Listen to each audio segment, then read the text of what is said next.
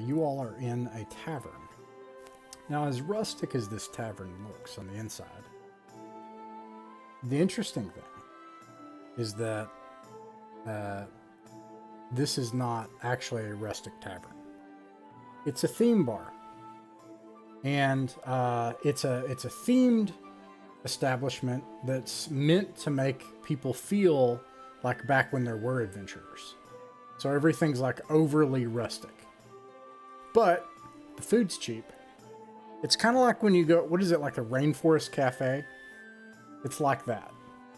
So you're able to get some, stock fare here to eat. And you all have received your mark of remit to be adventurers of the Kingdom of Parenfall. And I'll go over that when Joel gets here. But you have like a case, like a map case of documents that will tell you what you would do with this mark and everything. But also you have like these, I think they're just a straight up, symbols like a badge. And you have a separate rune that is meant to give you access to somewhere. And I won't read it yet. I'll wait on Joel. But that's where we're starting tonight. And during the session 0, I have that. Actually,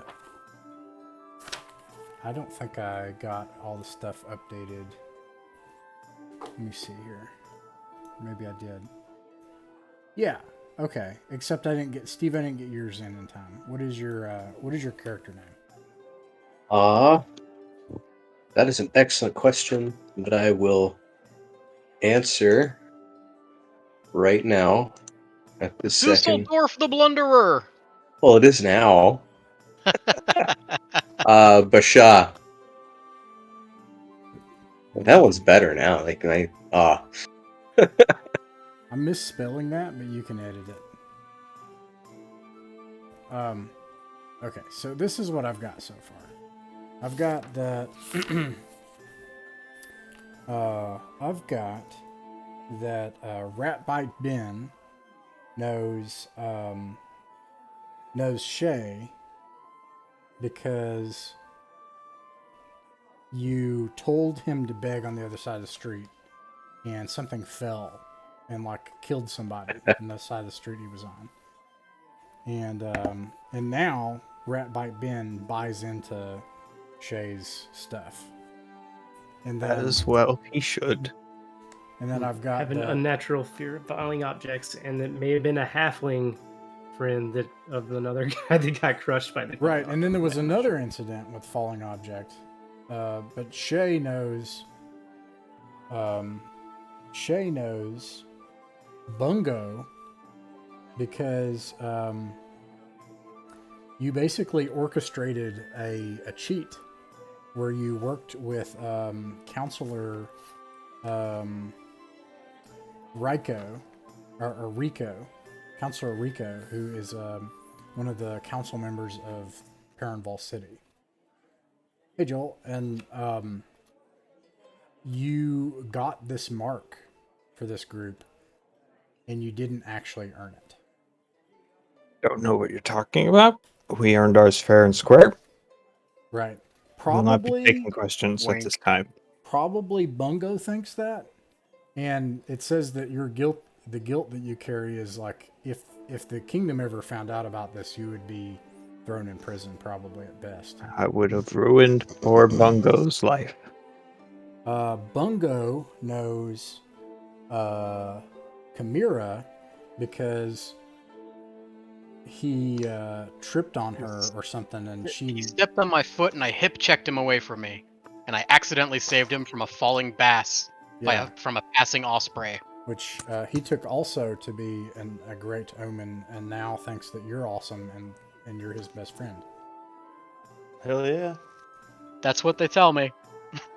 Chimera, whatever your real intentions are, you would know that halflings are said to be lucky, and they can see in the dark. And that's why I haven't thrown him in a dumpster. But think it was something else. Oh yeah, and Bungo. Well, we'll get to that in a second. Okay, so Bungo to Chimera, and then finally I've got Chimera. How would Chimera know Bechet? So Bechet is a ranger. Probably the real expert of the group. Rude. Yeah, probably like the one that is like, no, we actually do need a real expert for this. So your mark says that you're experts in archaeology, specializing in the undead. Did I get that right? That's what we talked about, right? I believe that's where we went with that. Yeah.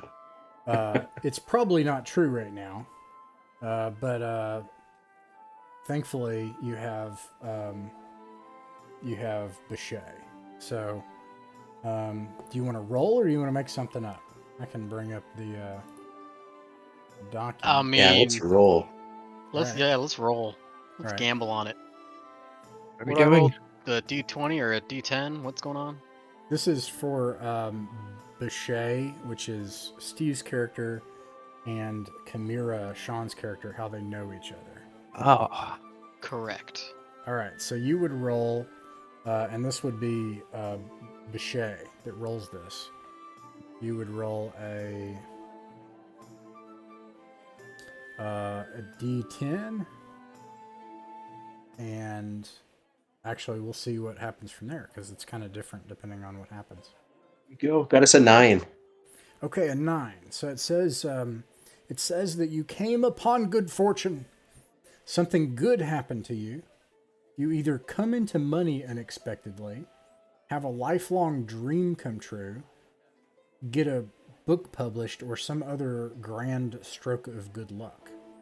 You have a +2 reaction with a faction of your choice from Perrinval City, and I can offer some of them to you on a 2d6 reaction roll.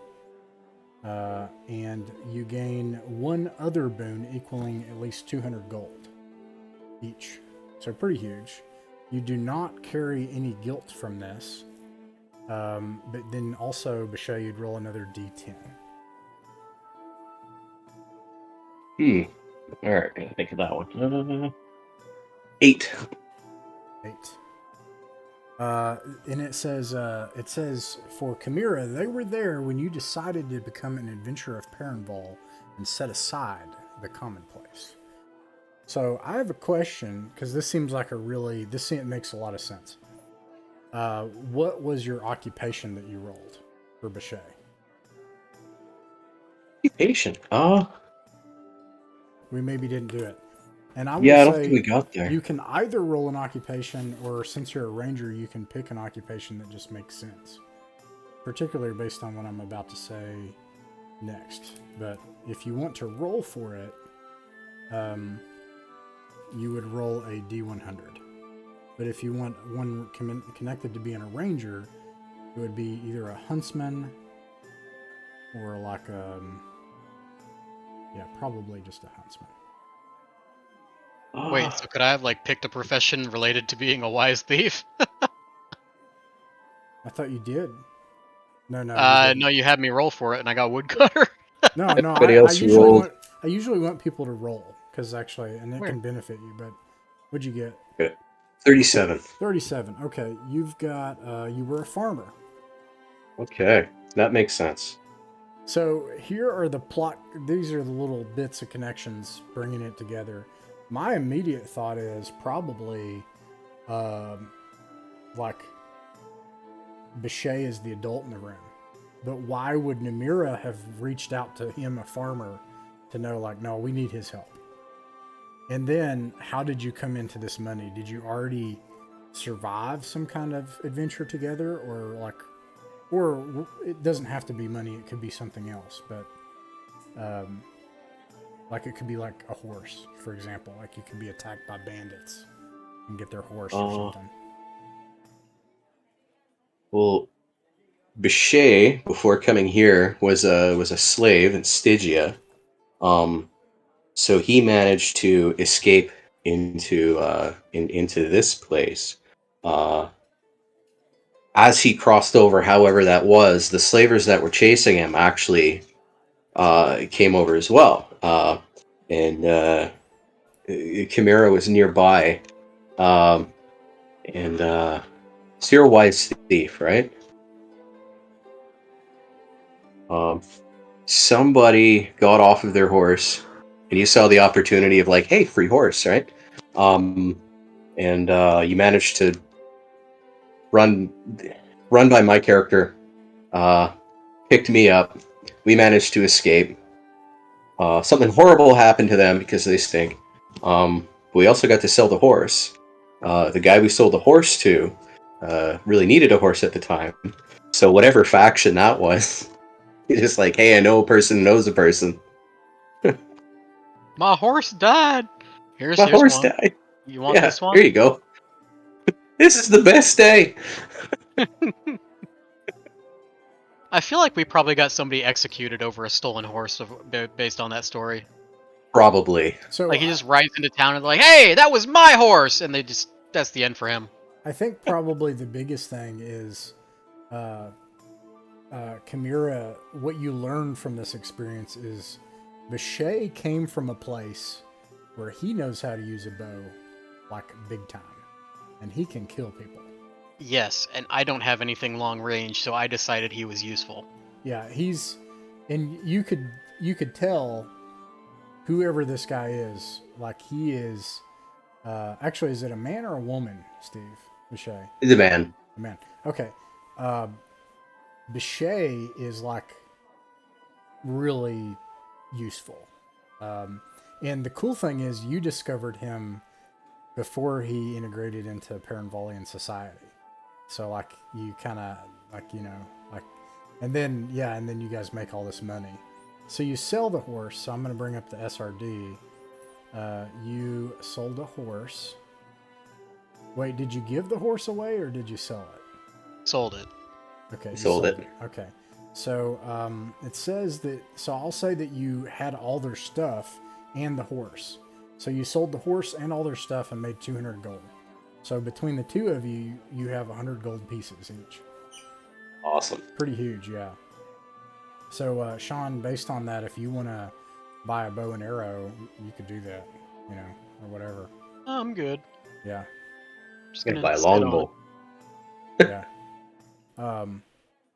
Okay. Yeah. And so then that is probably how Chimera knew that after she got involved in this scam. I don't know if Chimera knows it's a scam, but Shay was able to obtain a mark for this group, and Chimera knew that Bechet was going to be needed for this. And anyways, on top of that, Bechet, somehow you independently got to know Rat Bite Ben. And that would be rolled by Bechet. Well, no, I had you roll last time, right, Steve? This would be rolled That'd by be Rat Bite Ben. Yeah, Right Bite Ben would roll a D10. D10, you say? Yeah. That would be that'd be a 10. 10. Opposite. Oh, sorry, we didn't pick a faction. So there's some factions in Turnval City that you would get a +2. By the way, there are a ton of like gonzo metacurrencies and bonuses, and I don't keep track of any of them. So there's like a ton of them. So you have to just filter your prime requisite bonus and your some of you have archetype type bonuses and all kinds of stuff. So if I give you a rep bonus in the results, or if I say, okay, now it's moved to +1, then, that's for you just like XP or anything else. Anyways, +2, some factions. One faction would be the Council of Paranval City itself, basically the seat of government. Another one would be the mysterious peoples in robes that guard the wizard's tower at the edge of town. Another one would be the money changers at the Arena of Champions. the people that manage the pit fighting in town. And then another one would be Golden Nut Enterprises, a massive conglomerate corporation that dominates the entertainment industry. And then finally, it could be the Foreign Trade Bazaar at the Merchant Gate for foreign traders. It could be the military religious complex at the Berg, the fishermen and sailors at Nixvaria, and lastly, it could be the Bohemian listless youths of Monster Town. Which of those factions? Those are a lot. Sorry, I threw like 8 of them at you. I would like to place a vote for the creepy mage people. Creepy mage people it is. Yeah, you don't know why they're happy with you, but for some reason they really liked what you did. It helped Well, them. so It actually, I helped- need go to ahead. send you a message really quick about something I wanted to possibly be involved with. All right. Okay.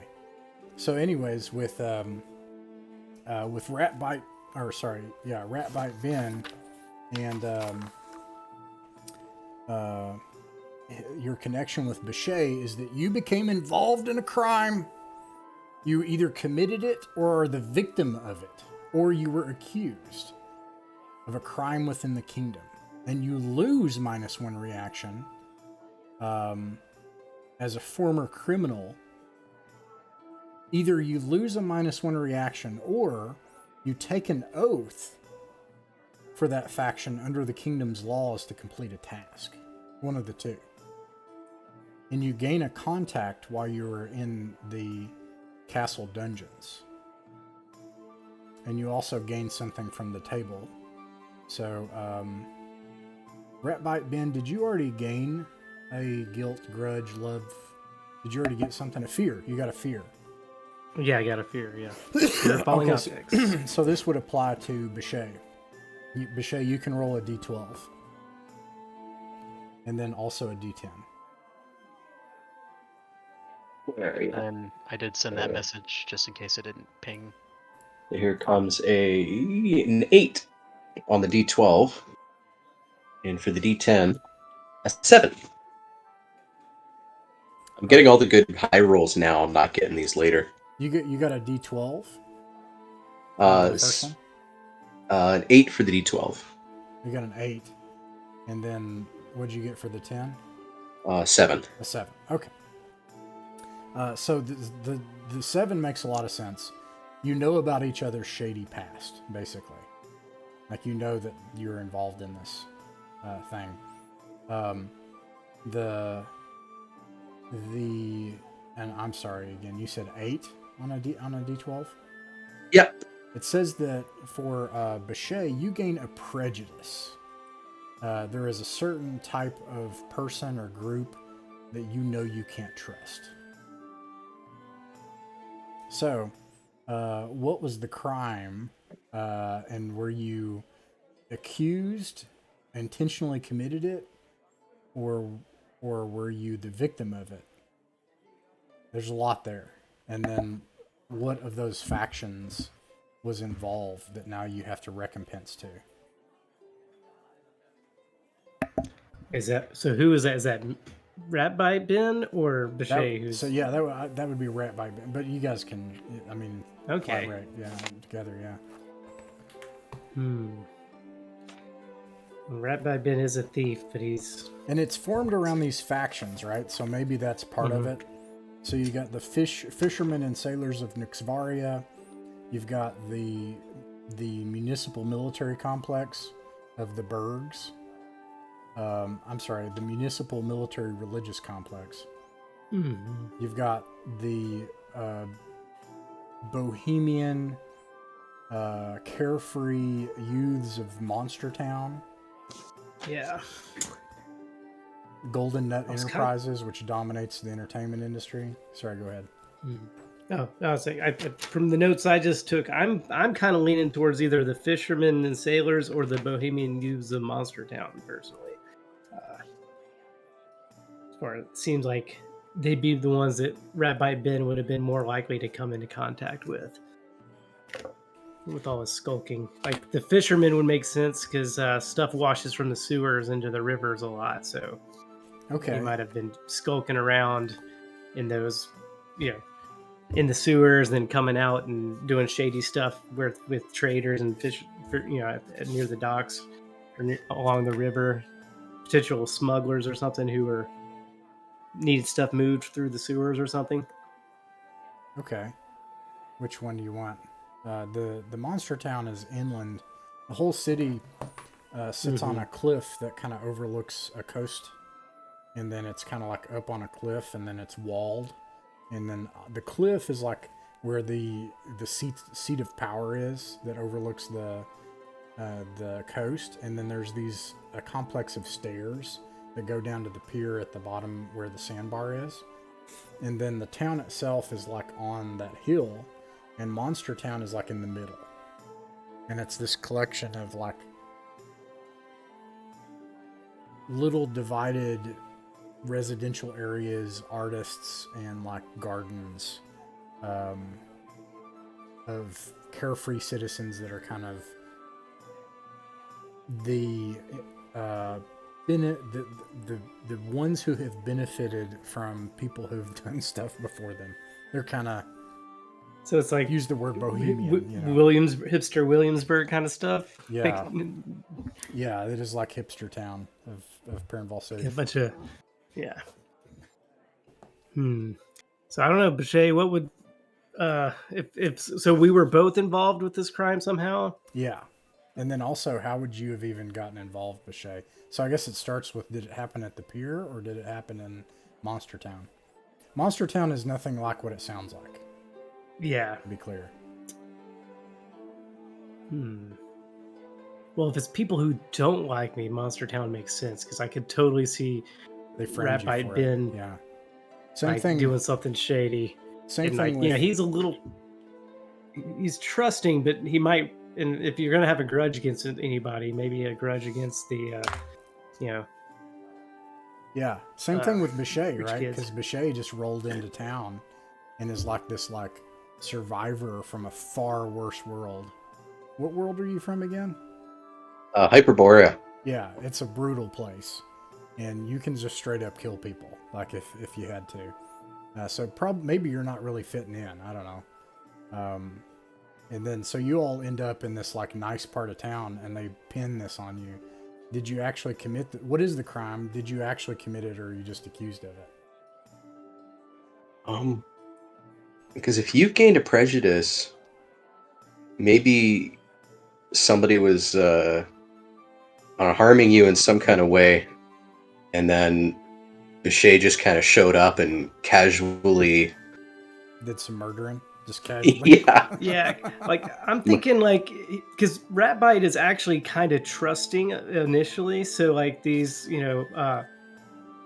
rich kids, he might have like talked him up, maybe like somebody they got him to do something for them, like rich kids taking advantage of the poor sap and getting him to do something that was illegal and saying that they were going to be like buddies about it, and they actually just totally threw him under the bus. And so he's got a prejudice against these trust fund kids now for sure. After once you turn, they talked to him and he thought he had like a good rich friend who was going to be like, who seemed like a cool guy at first. Seemed that he like knew all this art stuff and was more cosmopolitan than Ratbite Ben was used to. And they thought that they liked him and were taking him under his wing as like this cool. So you got hipster friend. You took the fall for it, and then Boucher was just sort of collateral damage to that, and was there for some reason. What was the crime? I'm thinking Ratbite's real stealthy, so I'm assuming like he like broke into a place and stole something from somebody. Like probably one of these rich kids said it was his or that it was rightly his, and he was doing him a favor by stealing from some other, Okay. rich Poor asshole. Boucher is probably just there. Probably literally shopping or something. I don't know. If my friend, if I've learned anything from my time back home, always have a thief. Like Yeah. that guy's a thief. I'm with that guy. Nice. I love these things. Yeah. All right. So, do you want to take the -1 reaction and just have the shadow of that over you, or do you want to wipe the slate clean but take an oath under law to take a service for someone from there? So I have to take a service from one of the. It's probably the Yeah. person that caused it or their dad or something. It's probably their Yeah, dad. their dad. I owe their dad. Yeah. So really upping that prejudice now. Like, not only did this kid throw me under the bus, I took the fall for him. Now I've got to like do something for his dad. So I completely cannot stand these Monster Town jerks. Okay. Here's your contact. You all know because you knew you were involved with. It's actually his daughter, Alana Crew. Is the young person that kind of got you in this trouble. But it's her father that you now answer to, who is Maddock Crew. And he is a business person in Monster Town and a member of the Council of Perrinville. So, an important person. It was a bit of a scandal that you managed to get a mark. So those are two things going on in the group that the other part of the group doesn't know about. You don't know how you actually got a mark, which was a crime, and they don't know about your crime, which forced you to take the mark, because you have to. Although Maddock Crew is going to ask something else of you, since you've taken the mark and are now an adventurer. Anyways, I think that's everybody. That's how everybody knows everybody. So, the last thing, I have 2 questions. Before we begin, does anybody have any questions? Is there anything about like your characters, all of the game, the stats, the numbers, the abilities, is there anything that anybody has any questions about or wants to go over or look at or anything like that? Just one for the money we just received. I want to switch out for some chainmail and a longbow. Yeah. Do I just do the full price Full price of that, from or do I? Okay, what about my? Because I've already got a short bow and leather armor. Do I You bought just it, sell right? those? Yeah, Just get the money back. Yeah, because that was probably based on your money, right? So yeah, just perfect. take the money back and buy a longbow. Yeah. Awesome. Yeah, the VTT is up if you find a spare moment. If anybody prefers or likes VTT functionality, it's all there because it's basic and expert D&D, so it's exactly 1-for-1. So you can fill that in if anybody wants to, but if you don't want to and you want to do pen and paper, if I didn't make that clear, I don't care. You can do tactile dice, VTT, whatever you want to do. The last question I have tonight, does anybody have any other questions? Just that message I sent you on Discord. Okay, And I I'm might keeping not be able to work that out tonight because that might be kind of deep. That's fine. Yeah, that might be kind of deep. That's fine. But maybe not, I'm thinking. But I also know that I owe you stuff regarding that. Anyways, but maybe. Let's talk about it later. The last thing I was going to say. There's a lot of things to like old school D&D. It's a huge shift from what we were doing. One of you, at least, has not played it at all, ever. And we're playing like a danger zone type of thing. And we're combining a bunch of other stuff that I've thrown into the blender of the system, right? So, I wanted to offer one option is what I call the Gygaxian style of things, which is don't worry too much about the mechanics and just interact with the world, and I'll call for things. If we do that, the one thing, and I do that anyways, but I will not know your abilities, or if you have a plus 10% to XP received, or a plus a +1 for all reaction rolls. That's all character sheet stuff, so I'm not going to know all that, and I won't remember it. But I do want to emphasize that if that's not fun for you to like bookkeep a lot of stuff, you don't have to worry about that, and it's not a huge deal, right? The other option is we can take the time right now and go through Old School Essentials. And we can go through the system, and I can say, this is how it works, and we can go through the system. A third option is that we can play the game, and when something comes up, I can be like, hey, this thing has come up, and this is how it works in the game. Kind of like how modern video games do. What would you all prefer?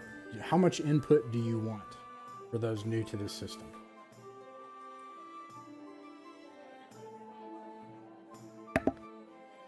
Find if I don't think we could do it right now because it's been a while, but if you do take a deep breath, you can almost describe all of the Old School Essential rules in I mean, one for a quick dungeon exit. master, and that's actually another thing. So that's what I'm saying about the first, what I would call Gygaxian style, is you don't have to worry about it. Like, if you don't want to, does it really matter if you know that you can travel 24 miles in a day? I'm going to keep track of it. You don't have to worry about it. And what does that mean? But if you care, and that is something that you want to know about, particularly Sean, like if you were like, no, I kind of want to know what's going on under the hood.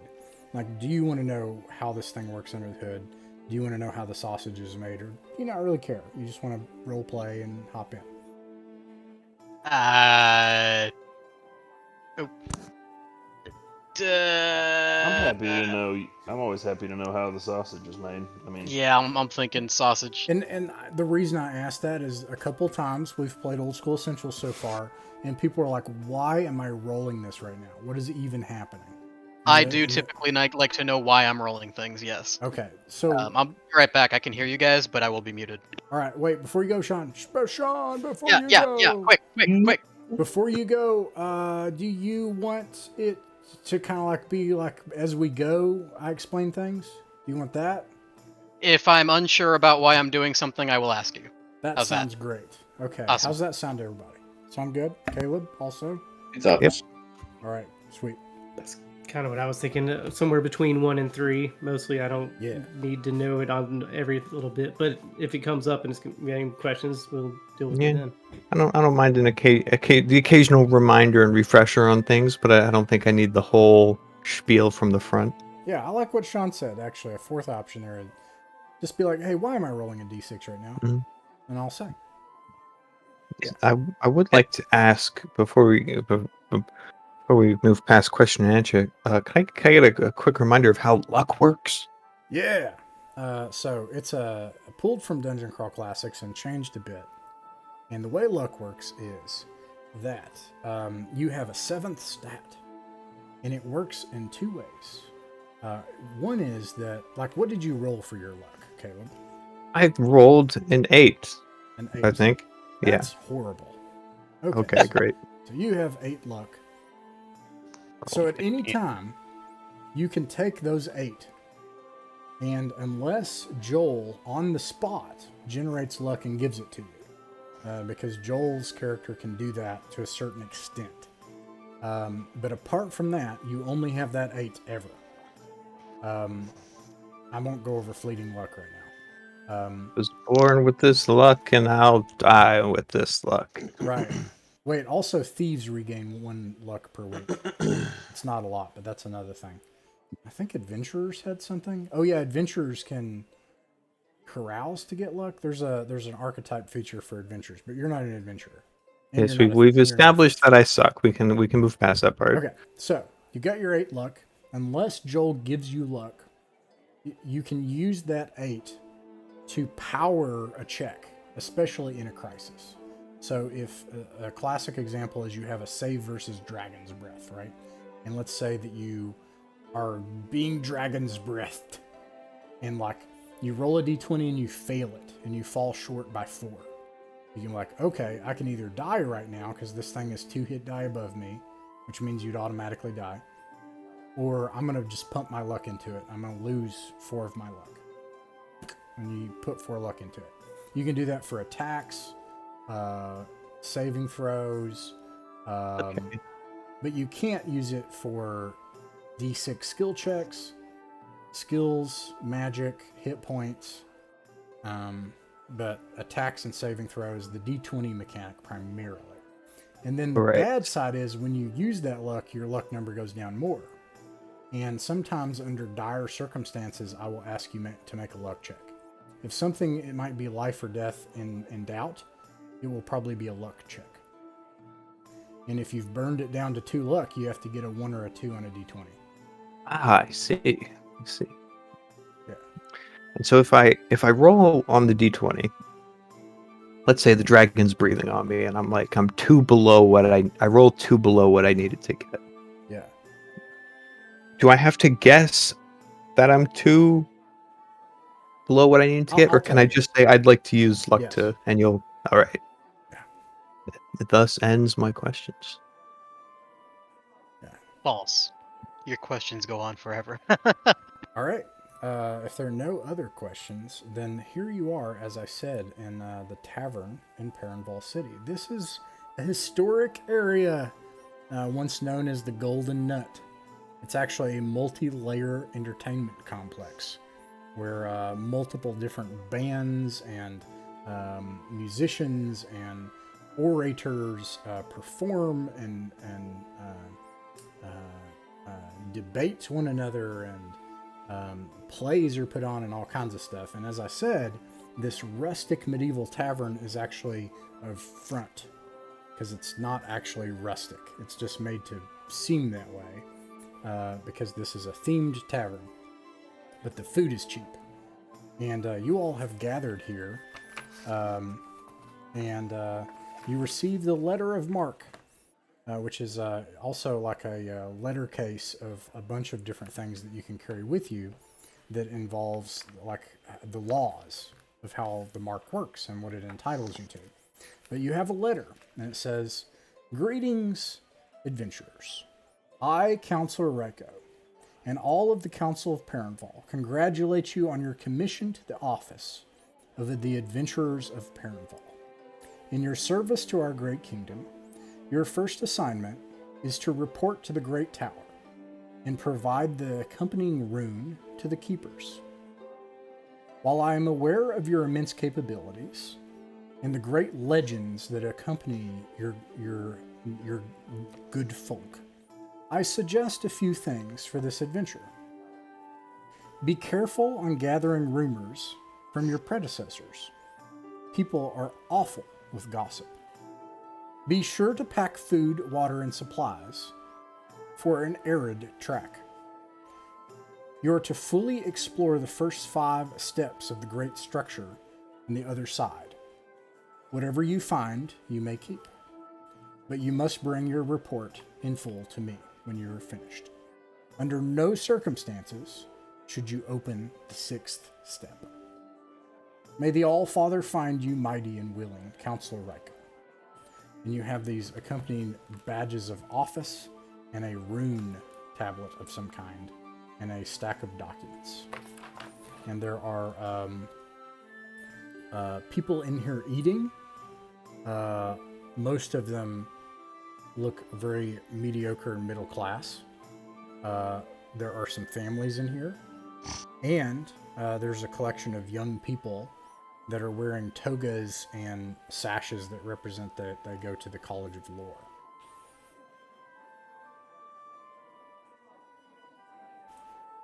Oh, yeah. And then let me see if I can show token artwork. What? Shay. What does Shay look like? Is that even? He's bald. I didn't get that right, but He's got a shaved head. Yes, Shay has a kind of he's a middle-aged gentleman, kind of a gangly build, and he's got a bit of kind of this medium beard, shaved head. Wears he has a sort of a robes and a hood that he wears almost all the time, and eye patch with a purple eye on it. All right. What would people know him to be like in like 4 words, his personality in the past 3 or 4 days that they've come to know him?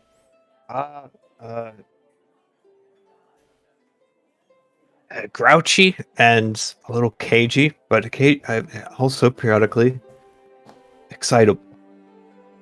Kind of antsy. He wants to get out into the world and look for stuff.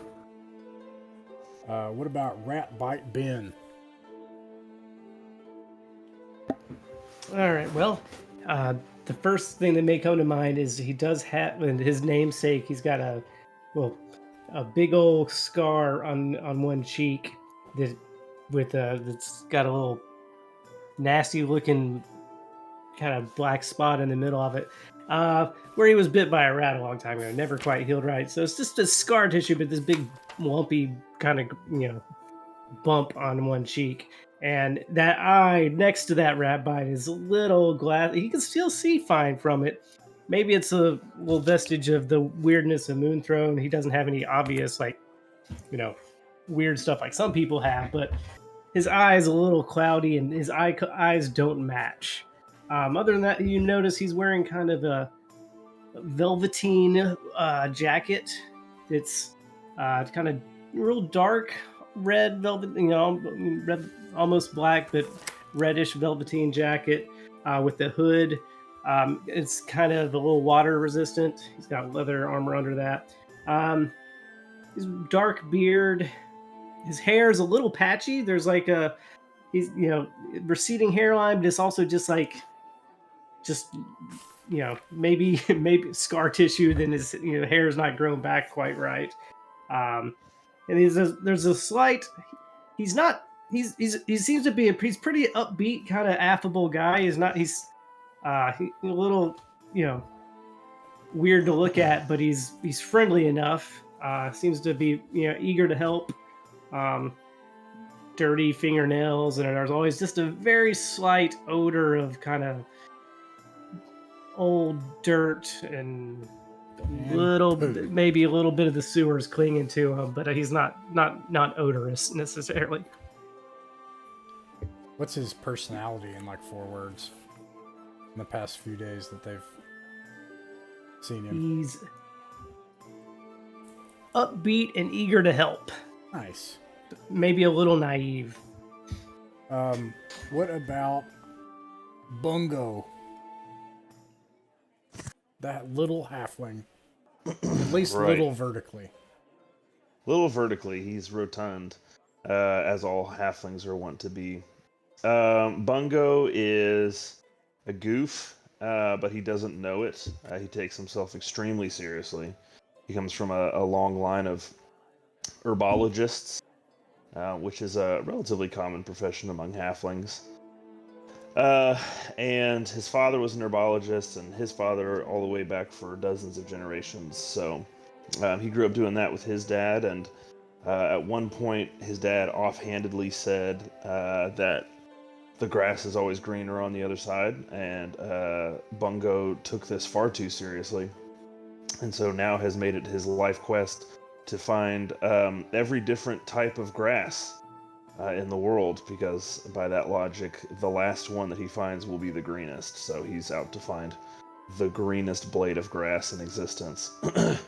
So he takes himself very seriously, but can't help stumbling over himself.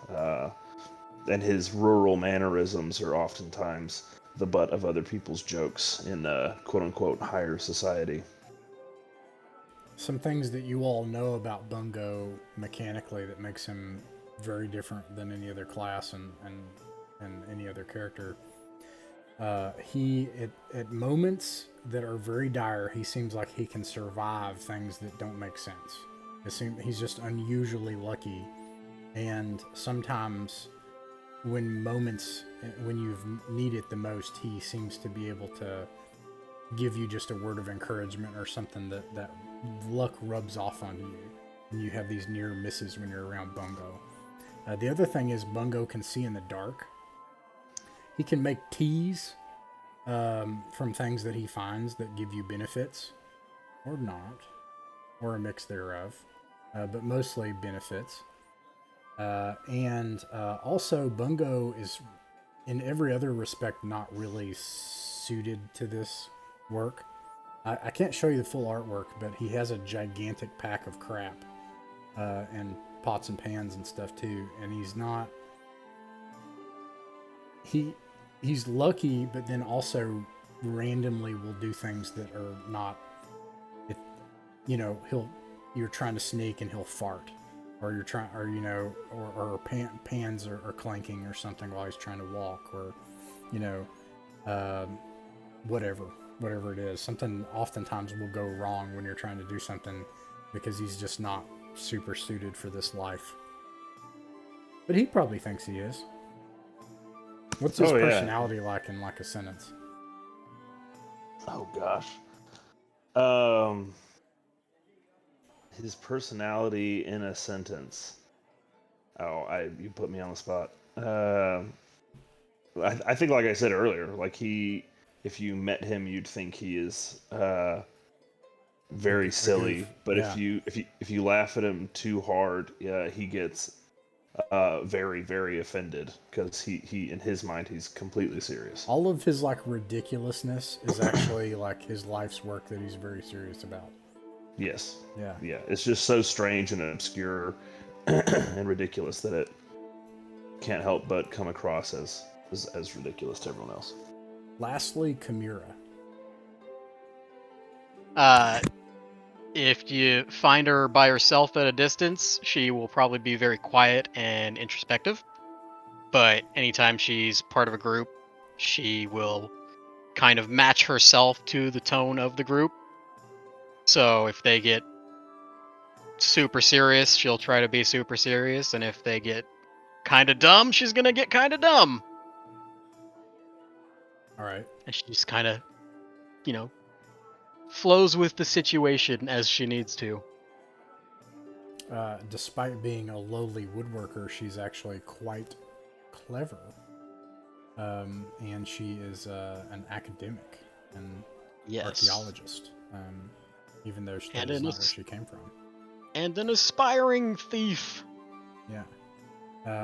Basically, Indiana Jane Jr.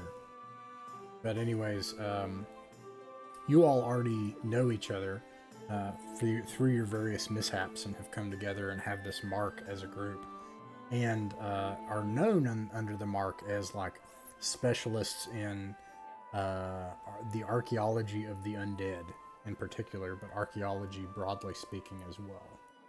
And so you don't know what your assignment is. You'll need to go to the tower to do that. But here you are in the tavern. What do you want to do for the day? You can visit one of your patrons. You can go to different parts of the city. The city has 4 or 5 different districts that I can describe. You can get food, or you could go straight to the tower right now and get right to work on your assignment. Bichet is going to go find some iron rations because they said to bring stuff for an arid thing, so I don't want my food to go bad. All right, so you buy iron rations. Okay.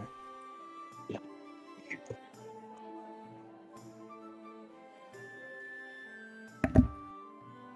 Probably not. How much are rations? I don't think I have any money left. There are 2 different kinds. You can do either iron rations, or you can do perishable rations. For 7 days of iron rations, it's 15 gold pieces. But for a standard 7 days of rations that will spoil, it's 5. Or you can buy food here at the tavern that will be good for the day. Usually less than a gold piece.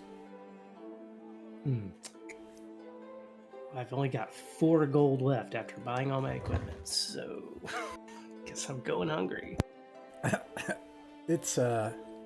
It happens to rat bite. You do need to eat. Everyone has to eat.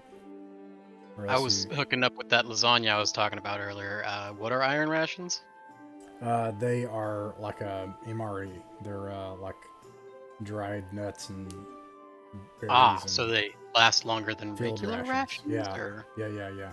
They don't spoil. You can carry them around. I am gonna buy me some of them with my magical 100 gold. What did they cost? A pack of 7 days of iron rations costs 15 gold pieces. And everyone will need to either purchase food here now or mark off a ration for the day in order to not go hungry. I'll buy some food for rat bite too. What kind of food is around us? Thank you. They have everyone is eating some of the same stuff, and it's like stock, just plain fare of fresh baked bread and like a stew that has an unidentified meat in it. And then there's ale. Baked bread is some of my favorite kind of bread. How much for a day's food here? Do you try to get like a waitress's attention or something? Yeah. There's an old man who's been serving tables. He's got a bald head and a big, long, bushy blonde beard with big, bushy blonde eyebrows. When you get his attention, he's like, "Oh, You, the good-looking waitress over there. Yes. oh, me? Thank you." Yeah. I'd like one of your house special. Okay. Please. Well, that would be bread and soup. So Yeah. that's five copper pieces. Oh, all right. Well, in that case, I have one of whatever unit of currency we started the game with. Could you get me change for that? And he's like, before he's going to go back to the back and try to find like all of the silver and copper that this place probably has in order to do that for you, because you started with gold pieces. Gotcha. And so it's like you have $100 bill, and then you're like, "Do you have change for this $100 bill?" And he's like, "What does everybody else want? Is it chilly in here? Do you want me to put? I'm gonna bring the fireplace up. I'm gonna get it hotter. It's not chilly in here. It's really hot." And then like he goes over the fireplace and he starts like stoking it, almost like a forge, and just shooting heat. And he's like, "What? Can I take any orders from anybody else?" And he's like putting firewood in the fireplace. I'm gonna go to the money changer. Yeah, I think I like what you said there. It's the same for everybody else. You can just deduct that from what you owe me. Oh, for everybody Yeah. then. Okay. Yeah, I'll buy So- for the rest The of my food's on table you. here. Yep. well, you're a kind man. Okay. Oh, What he said. You give him a gold piece then? That's the currency you started with. Yep. Okay.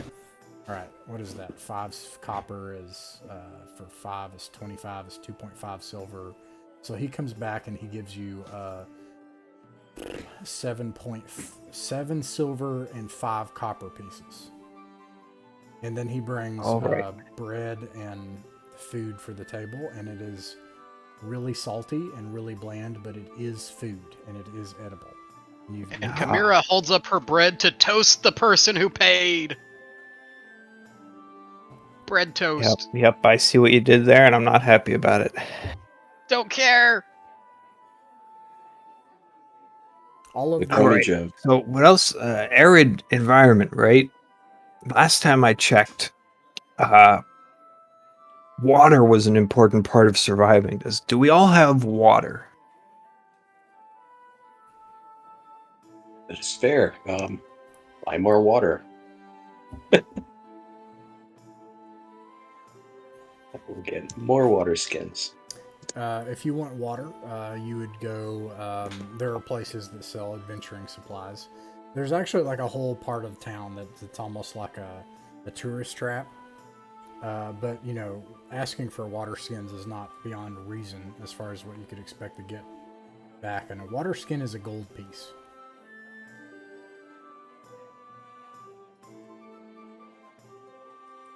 Well, buy me a water skin. God, somehow I missed that. Yo.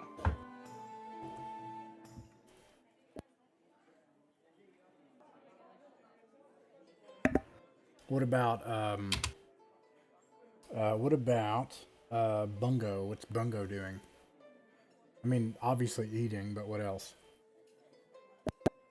Right. Yeah. I think Bungo has gotten all of his food, and it's pretty amazing for someone his size how much he can put down. He's easily keeping up with the heaviest eaters in the group, and he has gone and moved at the table the closest spot to the fire, and he is buried ears deep in food right now.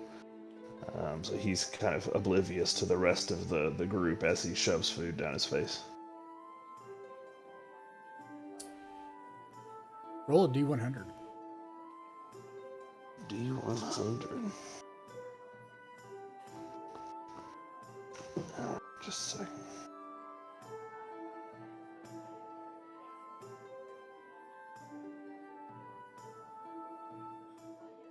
$13. You start to smell something. And it smells kind of like, like burnt ass hair. But then you catch it in time, and you're able to not catch on fire.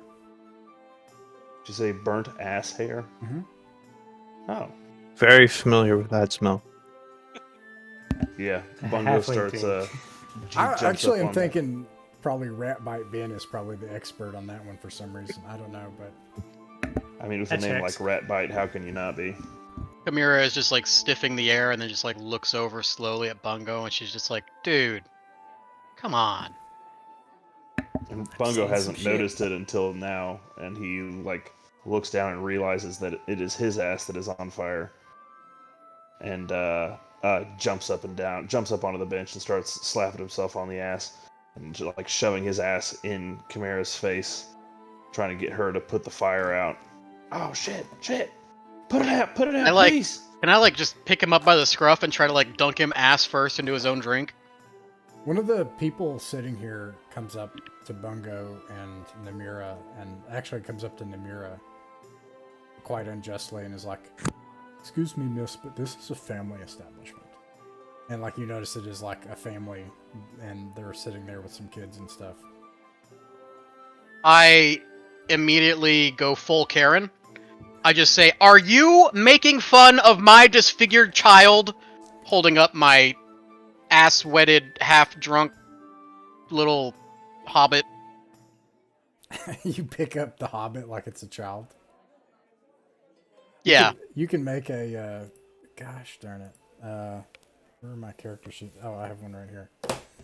You can make a charisma check for that, because that's not going to be easy. Was that just a D20 plus charisma? So it's D20, and you want to get under your charisma. Under my charisma, so I want to get... Oh, jeez, this is going to suck. Dude, I got double my charisma. Oh, Jesus. Oh no. Needed below a 9, I got an 18. The man that comes to speak with you seems really frightened by your big Karen energy, and like backs away. But then eventually, like another family member of the group goes and talks, and you can see them talking to the man that's bald and has the big blonde beard. And he looks When I really... see them talking to him, I very quickly turn to the rest of the party and say, "That didn't work. We need to hurry, finish eating, get out."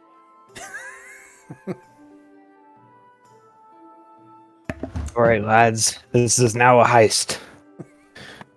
I mean, not All really. this You paid in advance, right? So, like, Yes. as all this is going down, Bichet is just kind of sitting there, slowly drinking his drink, just kind of watching.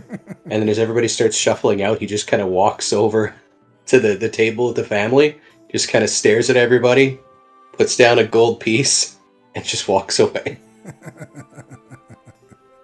That's high class for medieval Applebee's. Throwing down that gold piece. All right. Okay, so you all leave the tavern, right? So you go out into the late morning summer air. It is 105 Ka of the 20th of the fading, and it is a beautiful summer day in Perrinval City. And Perrinval City is a place where the rustic and the ancient is built as underneath pre-existing certain parts of the town that have crumbled and fallen apart have been memorialized and unchanged, and have instead had gardens and things planted over top of them. And then over top of that is large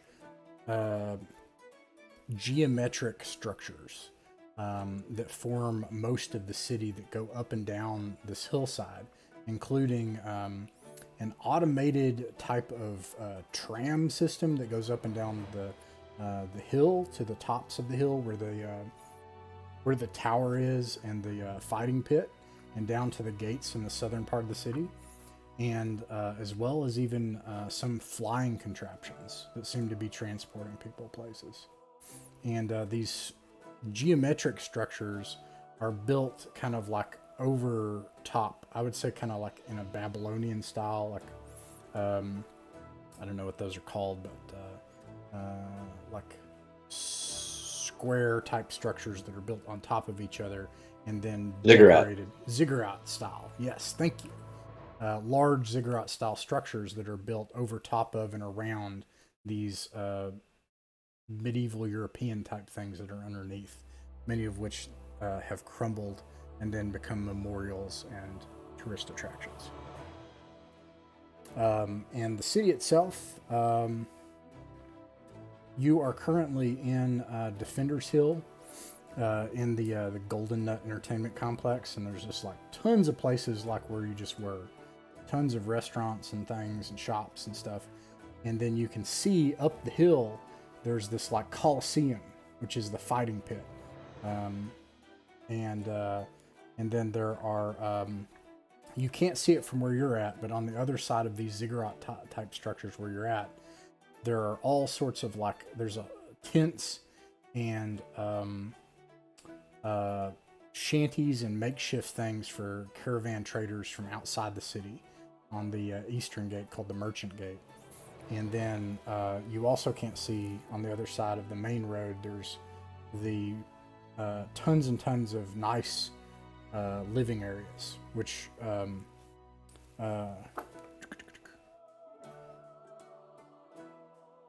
Bechet and Ratbite Bend you would know as like the that is where your contact is, and that's where you all got in trouble. And then you've got like the fisheries that are near the coast, and up on the top of the cliff you have like the seat of power of the Council of Perrinval, and this massive wizard's tower that rises up into the sky, stories and stories high, which is where your mark has instructed you to go.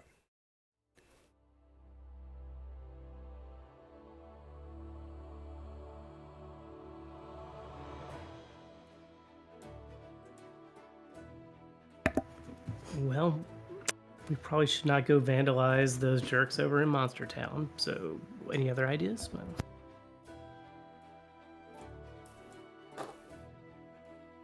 Do we have anything we need?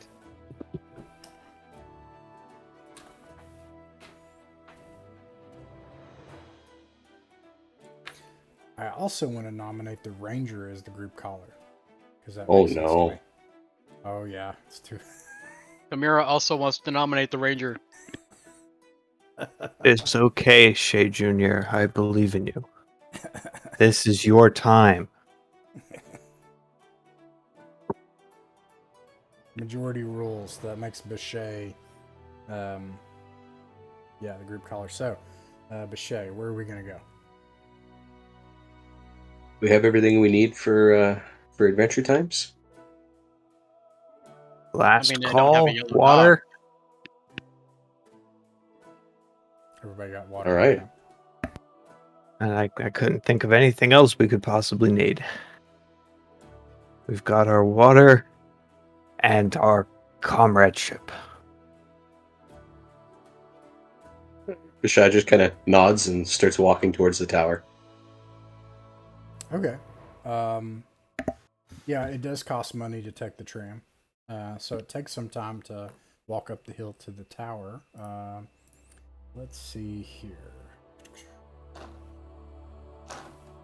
I think Bashai has ever quite figured out this whole transportation thing. It's not a horse, he doesn't know what it is.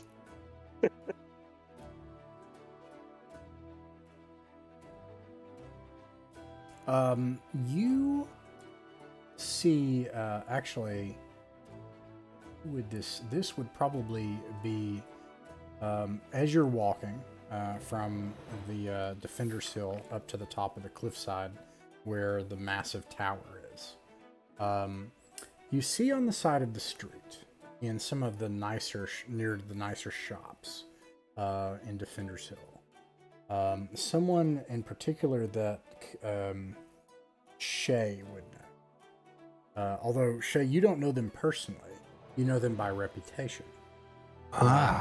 You see Oleg Arkuza. And Oleg. Yeah. Oleg Arkuza is he's a pale-skinned, tall, burly, middle-aged man with short hair, and he wears little spectacles. And that's how you recognize him as his unusual size with academic appearance. This is clearly Professor Arkoza. And he is perhaps the most renowned potion maker in Paranval City. And he's speaking with a noblewoman that you can identify from her toga and sash. And it seems like he is working on developing a client. Well, I absolutely would point out that over there has to be Professor Oleg Arkoza. If anyone's got any gold, perhaps to throw around on potions, that'd be the man.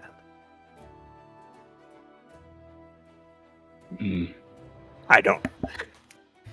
That's what we need to work for right? Yeah. Like what kind of gold to throw around on potions? Like a non-trivial amount of gold, probably.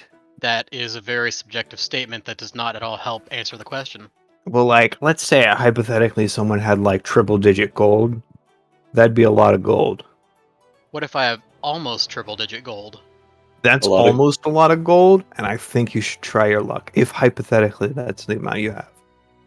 It's a lot of gold, but it's not a lot of potions. Yeah. I mean, that got dairy throat from all that cheese. I love lasagna. I mean, I guess I'll go see if I can buy any potions. Okay.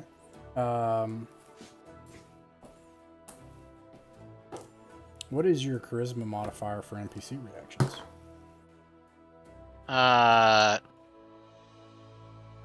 0. I have 9 charisma. Yep. Okay.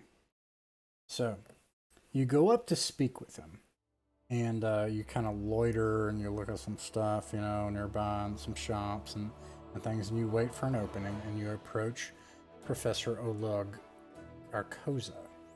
And he says, good day. And he acknowledges you. Yes, good day. I was just wondering what your potions cost there. Because I heard you have those. Well, I have been known to make potions, but my potion making is mostly in the academic sense. I am more the studier of potions than the maker of them. Ah, so you're more of a theorist than a practitioner. You might say that, but I am still a businessman in my own right. My name is My name is Oleg Arkoza. It seems you've heard of me, though. Well, that one's heard of you, and then I point at I forgot who was talking about potions. Rabbi looks at like, are you pointing at me? Huh? What? Does everybody I do also that? point at Everybody's like, Ratbite. It's like Yes, me? I think we all point at Ratbite now. oh no. And then just smiles and waves hi and walks over. Hi. Oh, I heard you yes. sell potions. He like leans back, smelling the singed hairs from someone as well, and he just leans back and he's like, I was just telling a friend I'm more of the studier, a student of the arts of potions, more so. If you're looking for potions, you'll want to go to the Bergs. That is where the practitioners or the arcane are. I'm mostly interested in research myself. Actually, I run a business here in Defenders Hill, but am what do you call it? An attending professor at the College of Law. So, do you need ingredients for potions then? Where would you get ingredients for potions? They're forgive Well- me. It's just they're very rare. What I'm speaking of. Yeah, that's what. If you happen to, and he just kind of looks around at the group. Like we're adventurers. So if you need Oh. potions, just saying, if you ever need us to go find some, we will accept money, lots of it, to do that. So just in case you ever I see. should need something. The procurement of valuables, physical and metaphorical, is our speciality. I see. What he said. Forgive me, kingdom officials. I didn't know. If that's true. If you're going on not on campaign as such, and what he means, robbing the parlance from the game itself. Basically, adventurers will go on an adventure, which is what you've been assigned to, where you go into the Wizard's Tower and people disappear there, and no one knows where they go, and they come back, and they tell the kingdom about it, but they don't talk about what happens in there, right? Or there might be legends of what happened in the tower. But then there's campaigns where, like, adventurers, almost like a military campaign, but it's a small group of you, where a campaigning group of adventurers will go out far, far away into the Vale, and they'll go for decades or years and not come back. So he says, if you're not going on campaign soon, instead just assigned an adventure, if you find anything that could be valuable, that would be of interest to me. I will be here for the next week. I'll be here until the end of the fading of this 10-day.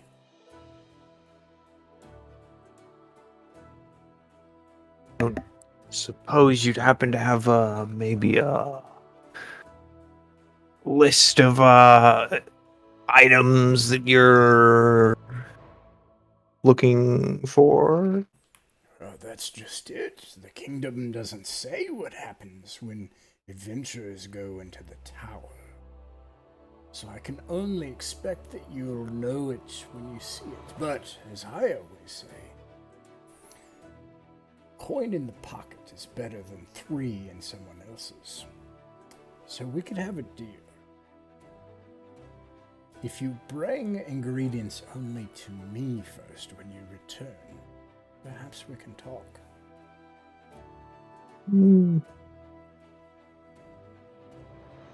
I will be in Defenders Hill.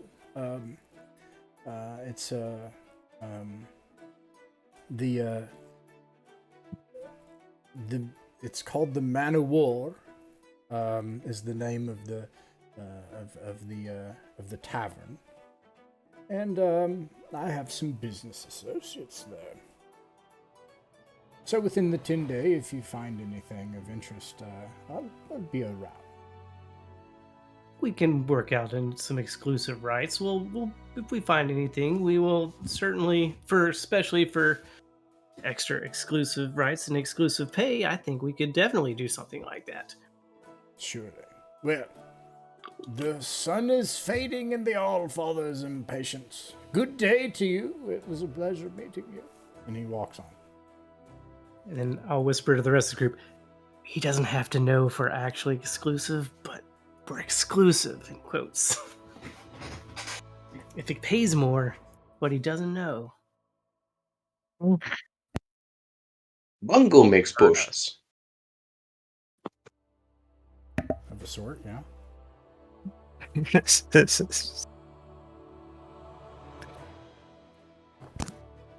What was Sorry, Bungo what was doing? that? Sorry. Bungo has been fiddling with his pots and pans. He has them all stacked up on top of his backpack. And every time he gets the last one stacked back up on top of his backpack, one falls out of the middle. So while they're trying to have this conversation, Bungo is kind of off to the side. And periodically, every few seconds, you'll just hear an incredibly loud crash and clatter as yet another pot or pan falls off of his backpack and onto the ground. What's your charisma modifier, Bungo? Charisma modifier. My charisma is... The modifier is +0. It makes a lot of noise.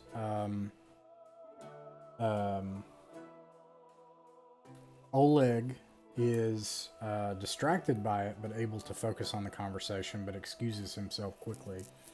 And it causes enough of a ruckus and looks ridiculous enough that guards start to approach as if they're going to question you while you're loitering out here. You all do kind of look like bums.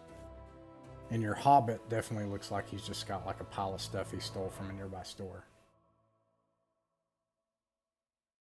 Then I suppose we should be on our merry way. Yeah, the cops are coming. Let's hit.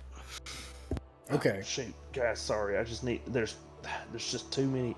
If y'all could give me a hand with some of these pots and pans. Oh, absolutely. It happens to the best of us. Now we're walking away and everybody's got pots in there. Out. Oh no. As if we didn't look enough like we just robbed a store. Now Yeah, it was you a just big have heist. armfuls of pots and pans, everybody, as you're like, Actually, I'm going to see if they... Okay, you're able I like to get- imagine that as the party walks along, and I'm not speaking for anyone, but people just like begin to slowly and subtly like drop a single pot or a single pan at a time, like into trash cans as they pass by them.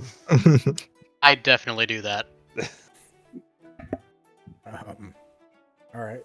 Let's see. There's definitely a pan-shaped shape in my shirt. Yes. All right. Every now and then, You see here. Ratbite will pick one up. He thinks somebody must have dropped it, and he'll just stack it on his plate. Or somebody's trying to get rid of one. I'm like, oh, here's another one. Okay. You eventually arrive at this massive tower that is just jutting into the sky.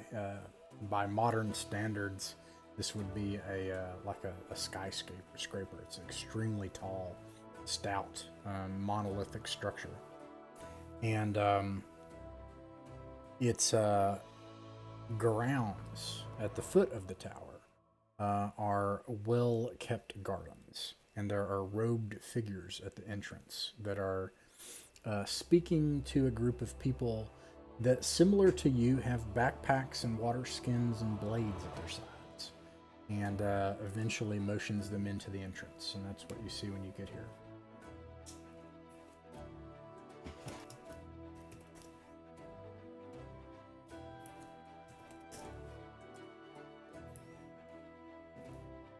Yeah, approach the robed gentleman.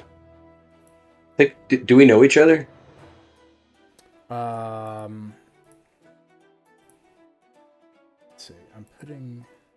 No, I won't do that yet. I think because they're the ones that I don't think actually that you probably don't know that they like you. That's probably meta at this point, actually. That makes sense. But do you go up to the entrance and talk to the robed figures? Okay. When you go up to the entrance, they see you, and that is who they acknowledge first. They say, "Oh, it's it's oops, You. no, Shay. Okay, yeah, it's Shay and Ben. Um, those who were marked to have the weapons of destiny, and you have no idea like what they're talking about, but that's who they acknowledge when you approach is Shay and Ben. Yes, you Bushay, do sorry, recognize. Oh, That's okay. gonna get confusing. I'll just go cry. Shop. But you do that in character.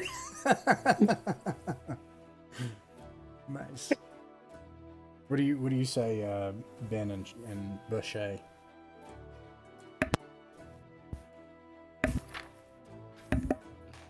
Ben kind of nods along. Just, yeah.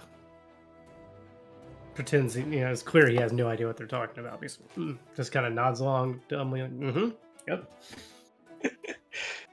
Vishay just kind of, Michelle looks over and just kind of looks at Ben, looks at them, shrugs, and just nods too.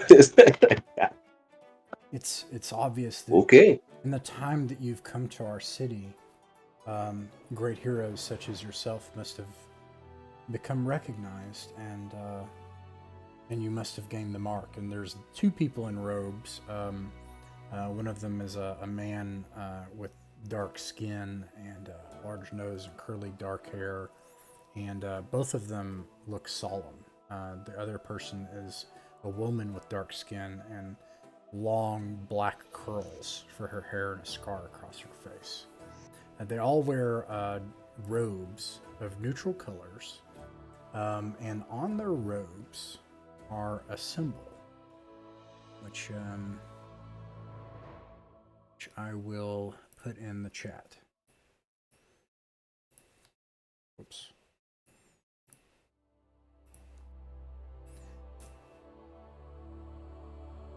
And this is where I'll bring up Esoterra.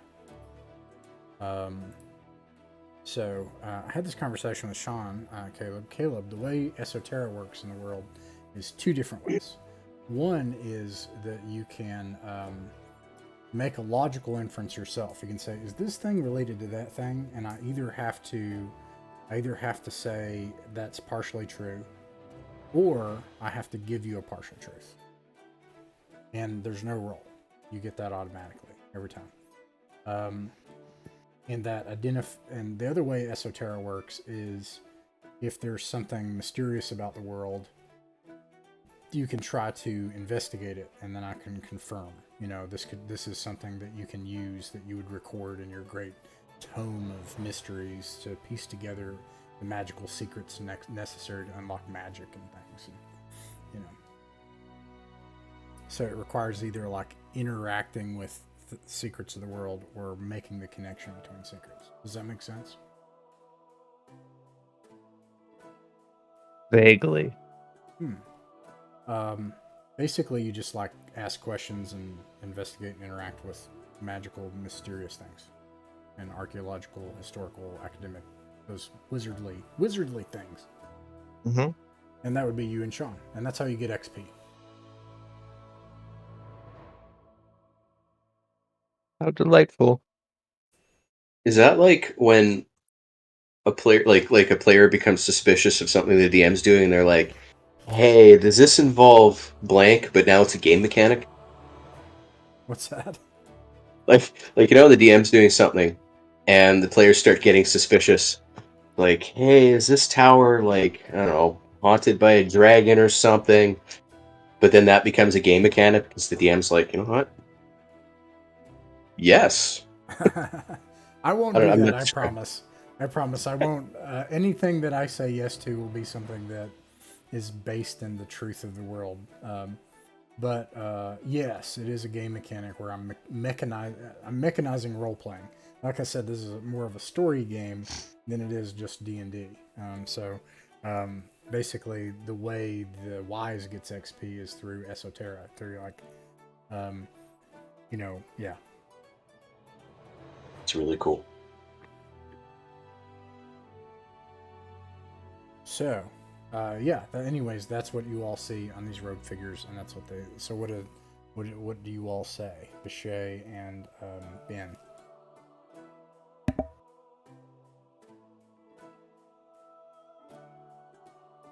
Look at him. Look at them. Why do you know us? We're pretty great. Do they pay? Do they pay us? Or do y'all pay us? We don't pay you, but we can help you. We know of your destiny. We've seen it. Our Lady has helped show us. Oh, okay. And we have important things that we think can help you on your way. And we can provide you access to the gate, to your first assignment. We do need to see the rune.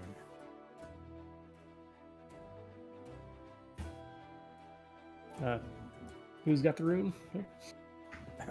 It's everybody it's buried beneath pots and pans. Look at Jay. Thought Ratbite had it. Bungo is not the best at organizing his pack, and now probably it's buried or something. I don't know what it is. I dropped some of the pans that I was carrying for Bungo. Wait, did I have it on me? Shoot. I would have sworn it was in this pan here. Pans clatter on the ground. The two rogue figures look at each other worriedly.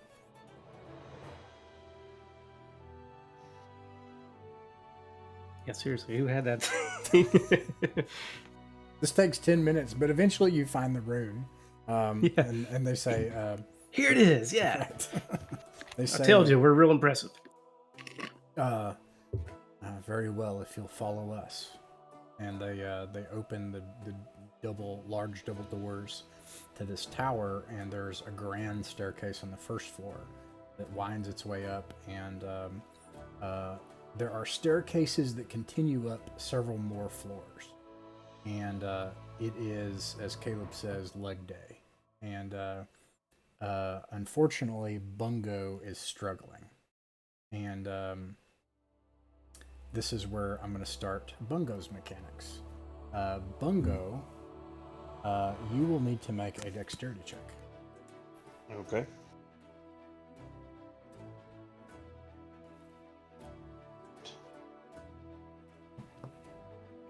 Dexterity check.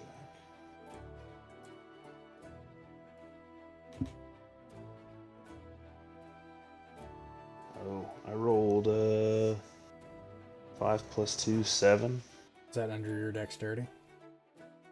Like dexterity, I rolled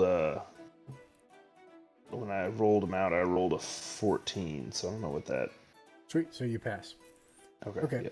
Yeah. So you're trying to help Bungo up with all his crap, and he's also just very slow and huffs and puffs the whole way. And at various points, it becomes difficult to carry your own stuff, but eventually you make it up several floors in this tower. You can see that there are lines of books and doors, and every once in a while, hooded figures whisper as they exit and enter doors on either side of these books that wind themselves up the tower.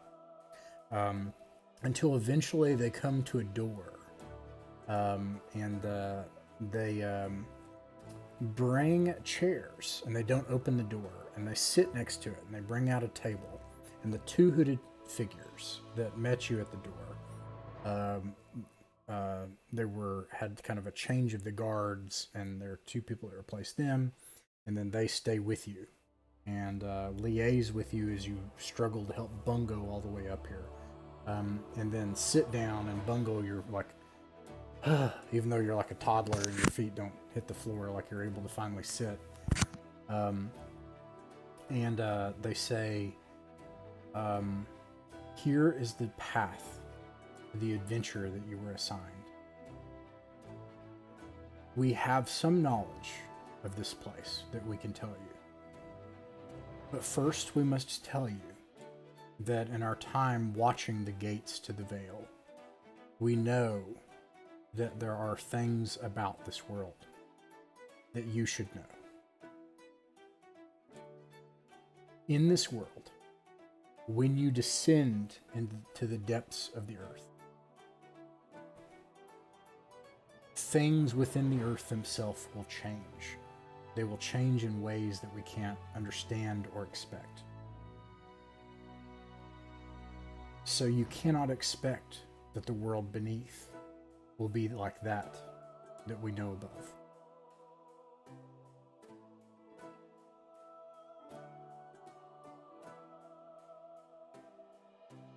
So you're saying that the underground is different than the surface? Yes, and now the woman speaks. Yes, but more importantly, when you go into the underground, you will change in time. In what ways? And they look at each other and they say, we've seen different things. Some never return. Some, their character and personality changes. But what we know most of is what they've reported. Those who descend into the world beneath, into these ruins, into these places that the adventurers are sent into, what they find there is different. It is not like the world above. It is sometimes consists of people who have been there for a long time, and they are no longer like people. And you should know this before you begin your assignment. Not so different from home. So, okay. Moonthrone's weird. It reminds him a little bit, but I'm sure it's different. The other thing that you should know is that there is a perpendicular power. We call these things powers. Some people call them gods or demons or angels or fairies. And these perpendicular powers will come through both the underworld and our world and interfere. You should know that their desires are different than ours. And they may help you, but we don't know what they will want. And we've never been able to truly understand them.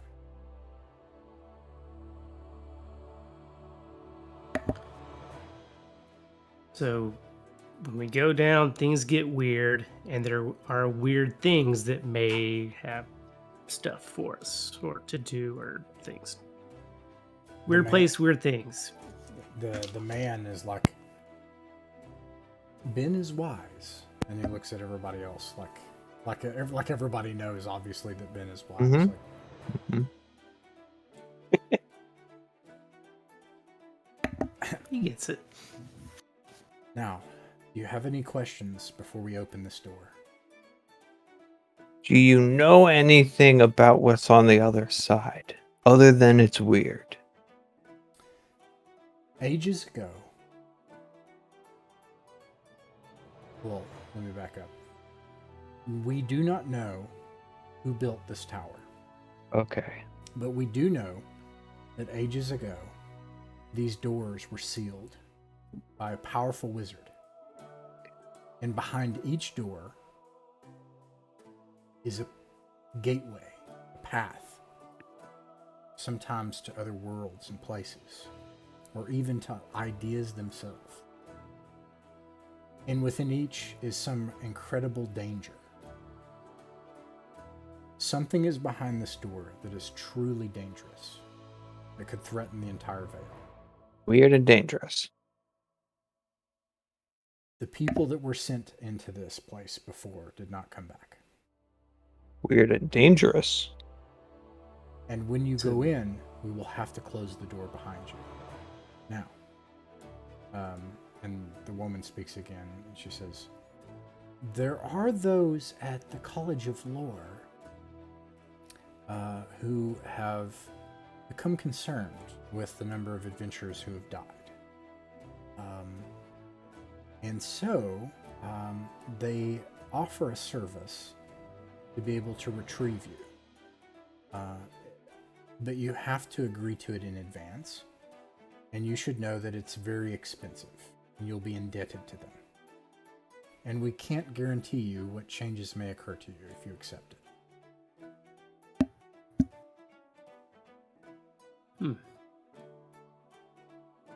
Town's great in a lot of ways, but I'm really getting sick of being in debt to people. Yes, how very Faustian. Yeah.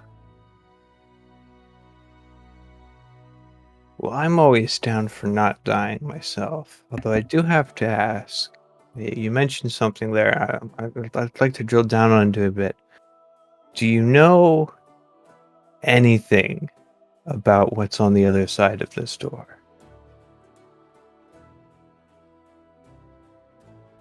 Some of our colleagues opened the door for the adventurers that went in last time. We can say that it appears to be a ruined world, or at least a ruined place. A desert, desolate. A city There we that go. is abandoned. And on the far end of the city is a stepped, tiered pyramid with two great statues that rise high into the sky that stand above them, and two moons that hang in the sky. It is hot, it is desolate, and whatever is in there prevented the last people from coming back.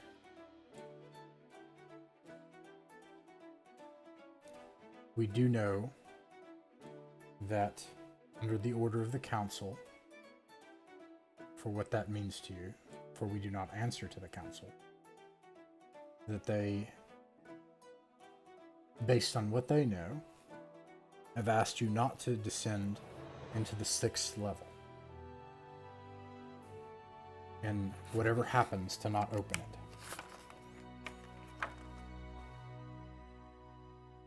This is all we know.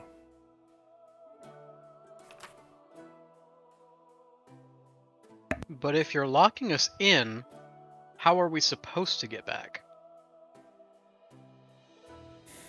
You'll want to return to the place where this door is. And you'll want to use that. And they point to the rune. If you do that, we'll be summoned. But time may work differently there. But eventually we'll attend the door, we'll ensure that it's secure, and we'll open it. And you'll be able to return. But we will not be able to do this more than once of our days. And we cannot say how many days in there is a day here. So basically, we have to use it, and then anywhere from immediately to several weeks will pass, and you'll open the door. They nod. Yeah, so be ready to hang around a while when we're ready to leave. Gotcha. So if we're fleeing for our lives, we don't have a quick out. It's going inside and counting to 10 and then knocking isn't the intention. I ask them if they have a deck of cards we can borrow, so we can at least be amused while we wait for them if we manage to return. They feel like really distraught and worried, and they look at each other and they whisper, and they seem to be fussing over this for a while, like they're not sure how to get you a deck of cards. Because they're like, there is that deck of cards, and then the other person's like, we can't give them that deck of cards. It will ruin everything. And then like they go back and forth on that for a while. I feel like I really want that deck of cards now. I feel like think I saw a vision of this deck of cards you're talking about. I actually, this is the time. This is the moment. I have never felt like such an important deck of cards existed until this very moment, and I need it now. Look it up. But if we go in and we knock, even if a week past here or more, you will still open the door when we knock. Time would still work. Differently, Eventually. the same. So if we go in, we count to 10, we knock, you open the door, now we know how long in between. But they can only open the door once for us to return, so We have actually often seen that not to be the case, I'm afraid. Brave Bichet.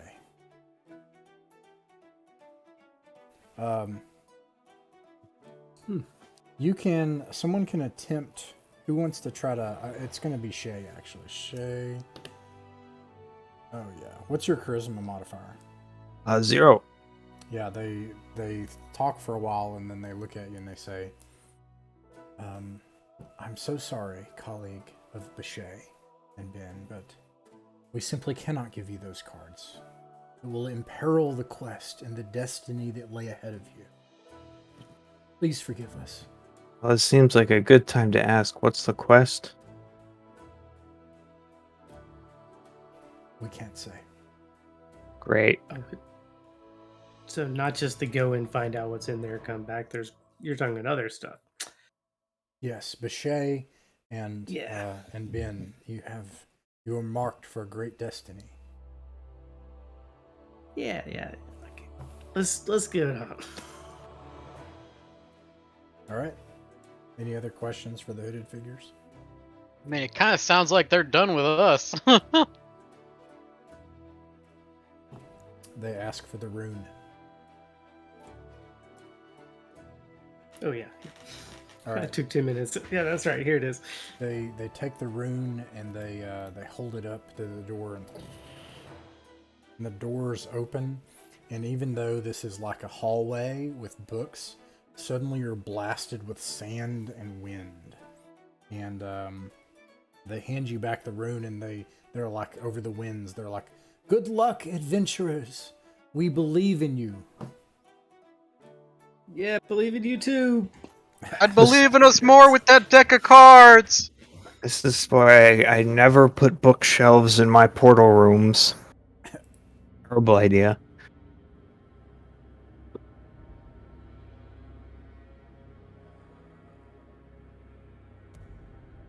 I think I heard a female half-elf growling when he said that. Let's see here.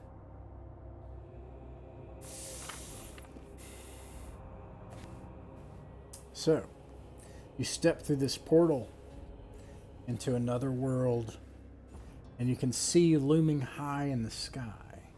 There is or I should say, apparently, as if it were low to the ground, a giant moon, accompanied elsewhere by a spooky gibbous moon.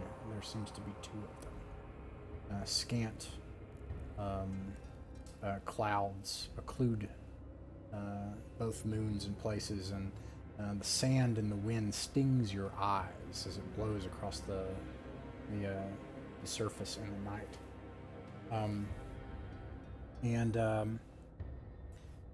The portal closes behind you, and you can see ahead of you, as promised, this large step pyramid and massive figures, towering titans up above it, statues. And in this sandy desert valley down below it, for miles upon miles, are ruined structures that have been swallowed mostly by the sands. What do you do? Find Bring some my bow. interesting junk. What did you say, Ben? I was like, just rub my hands together and was like, let's find some interesting junk. What do you say? Ruins or pyramid? I mean, first one, then the other. All right. The longest travel distance, I believe.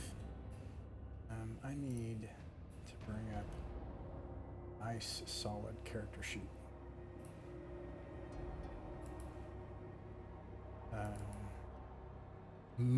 Is anybody wearing anything heavier than leather armor now? I've got chain on. Okay, chainmail armor. Okay, so that changes the distance. So your chainmail armor is heavy armor, I think. So you're 60 feet exploration, 20 feet combat, and 60 divided by 5 is... 12. Huh? 12. 12. You can travel 12 miles a day. So based on that, it looks like it's going to take you several hours to get to the pyramid. If you go down into the valley and look into the sand-covered city, it would probably take you a couple hours to get down in there into the center of it. I would prefer to check the city first and the pyramid second, because I feel like the pyramid is going to probably take longer, and the city might have clues about the pyramid. Yeah, I might second that. Pyramid sounds dangerous. If we could learn something first, that might be helpful. Also, I think it's closer. Hashtag knowledge is power. The ranger, if you want, can make a direction check at advantage, and along with any other features you have related to that. I think. What did I see? I don't know if I'm thinking this comes from somewhere else, but I think as a ranger, I have. I'm in the wilderness. I can only get lost on a 1. I think that's right. Like And usually then the on top hunters. of that, you roll it twice. Oh, good, because I rolled a 3 on one, and I did roll a 1 on the other. But hooray, advantage! Nice. Okay, so descending down into it, and then on top of that, let's see here, we got Veteran Desert Tomb. Good. Okay. It is completely quiet tonight. You descend down into the ruins of the city. As you get closer to the statue, you can, or to the step pyramid, as you're down into the city and you look up at it, you can see that it has 5 step-like tiers that appear to be about 20 feet high each. The bottom pier, however, is submerged into sand, completely covered. The highest tier has statues that are each 30 feet tall. The left one is a bearded man holding a balance in one hand and a lightning bolt in the other. And the middle statue is a winged child with 2 snakes that are twined around its body. And the child holds a wand in one hand and a handful of coins in the other. And the statue on the right is of a beautiful woman. In her hands, she holds a sheaf of wheat and a sword. You can see that there's a ramp with stairs on the south side facing the city.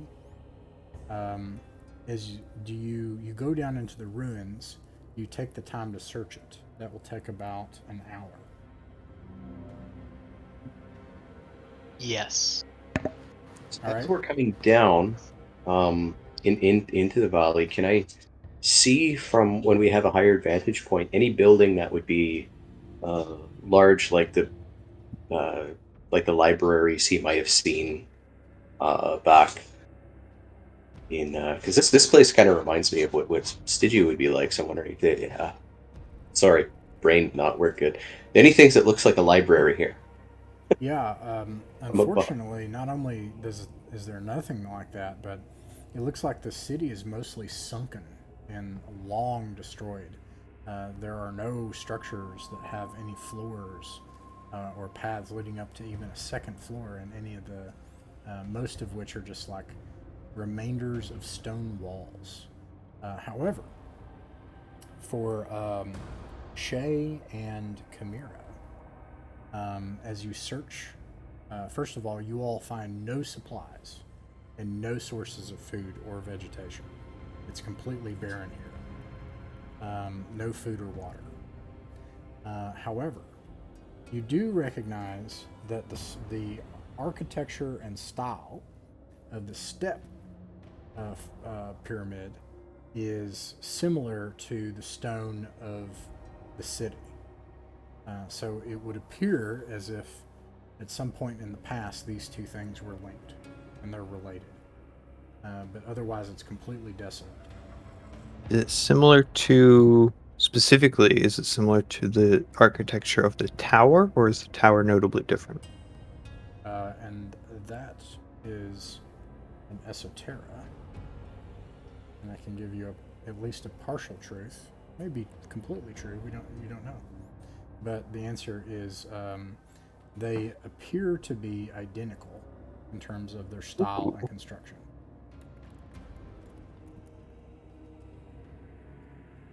Would we be able to link the immense difference from where we are and where we were before we went through the door to the legends of Felsane and party going through the tower that I'm assuming exist? I don't think those would be common legends. In fact, I'll leave you to make your own conclusions about this as a player that with two different characters, but those are not in fact legends. And in fact, what happens inside of that tower is kind of not known to most people. Ah, What happens in the tower stays in the tower. kinky. So, what else? You found an esoterra worth 15 XP.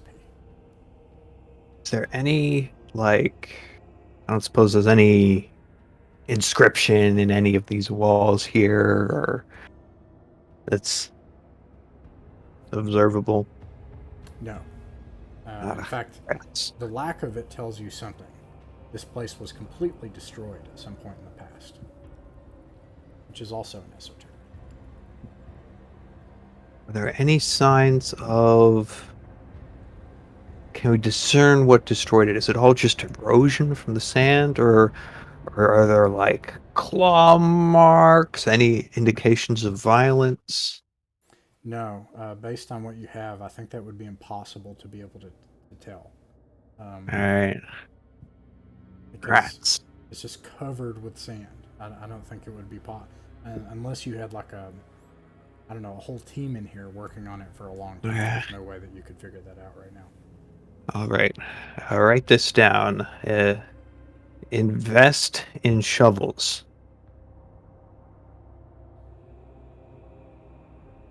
Right. So you've spent an hour there. Okay, and that's it for that. That is all that you find in the city.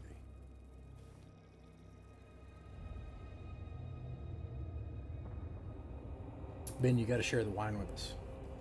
You got wine. Hey, what is that? You got any cheese for that wine? Are you opening some wine?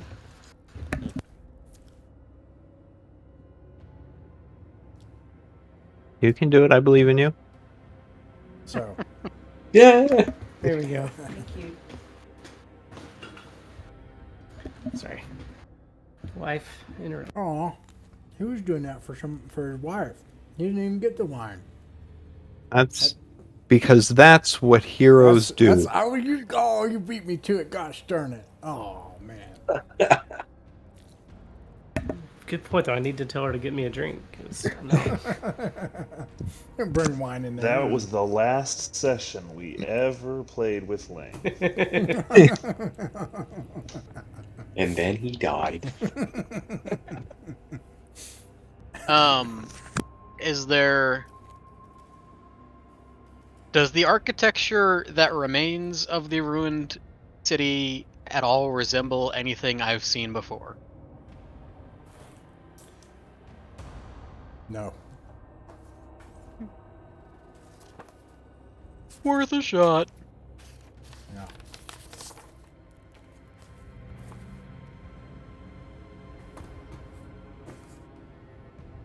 Anything else? I Actually, assume I will say that. everything of. Sorry. Oh, go ahead. I was just gonna say, I assume anything of value is already gone. Yeah, no, you already checked. So that's probably all you can find from the city. Sage. City sucks. Let's move. Yes, I am filled with regret. Here's an interesting and entirely likely unimportant question. Based on the position of the moons, can I guesstimate what time it is in this world? Perhaps how Well, close we are to a sunup. there's a problem with that. What planet are you from again? That's you're asking great questions. The Dolmen Woods. Oh yeah, you're from mythical Earth, which has the Luna, a single moon. When you went to the Vale,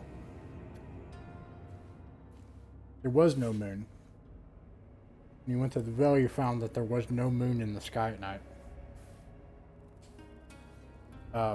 Although sometimes odd celestial illumination occurred in other forms. Earth has a single moon. This place has two moons, and neither of them seem to fit the pattern of Earth's moons. So you're able to determine that this is not the Vale and that this is not Earth, but that's probably not new information. Yeah. What about, is there like, no, you can go. I could tell you where we're not. Hey, it's nighttime.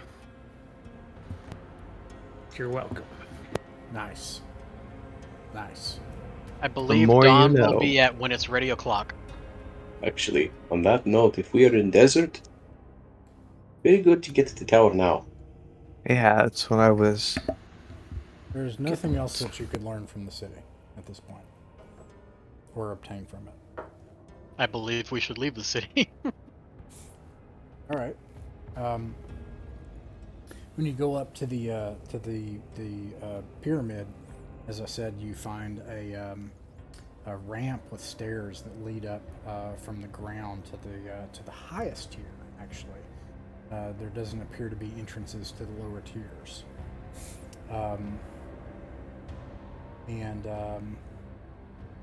As you approach the entrance at the top tier, you find a door that is open. But it's open because there's a body jammed in the door. Let me find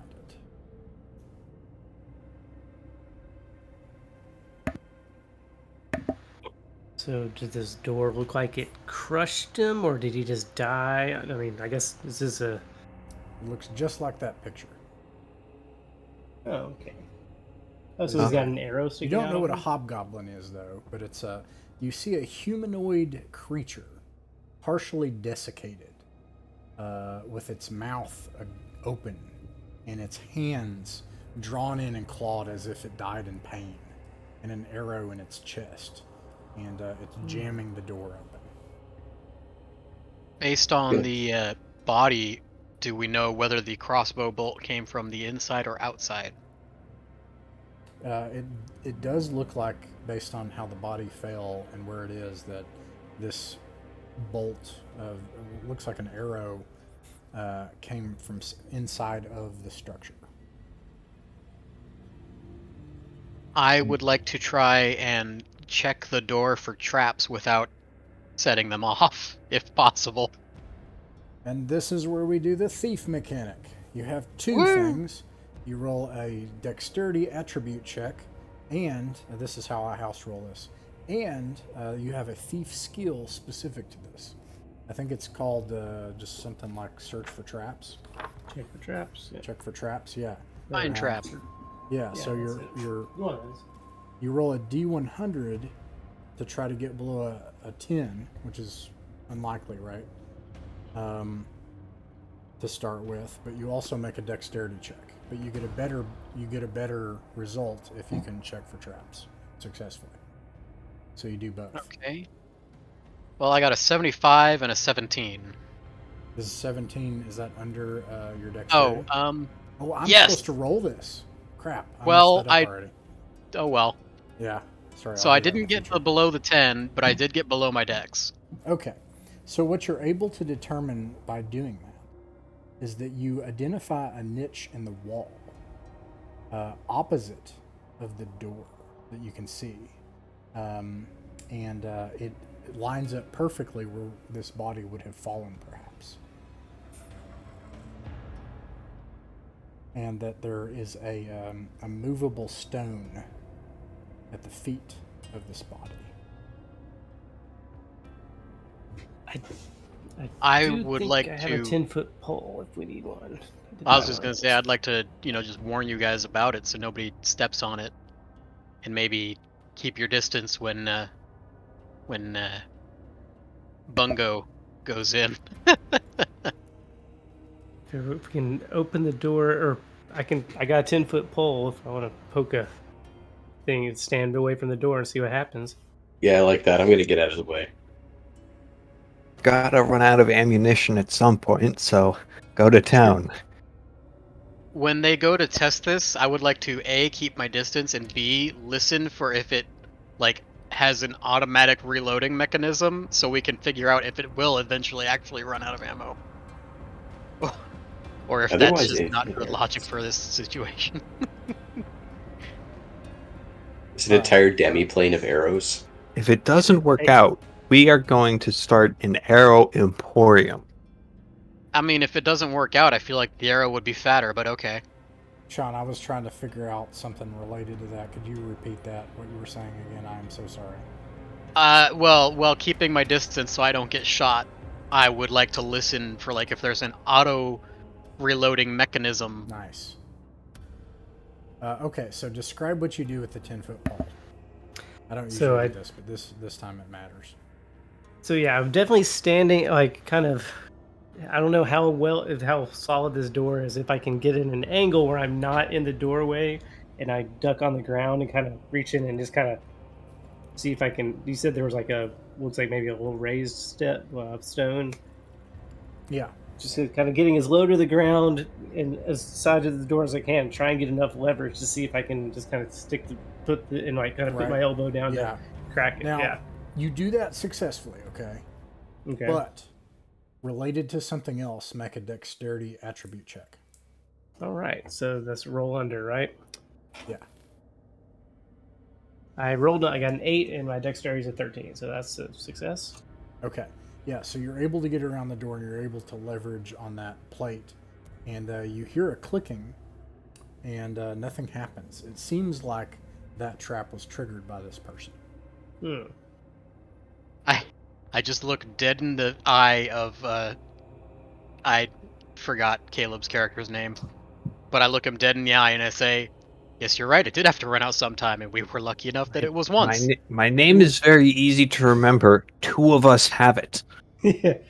And also, while I'm down here on the ground, I hear the click. I realize I've got myself kind of face level with this dead thing that I don't recognize as a hobgoblin, because they look different in my world.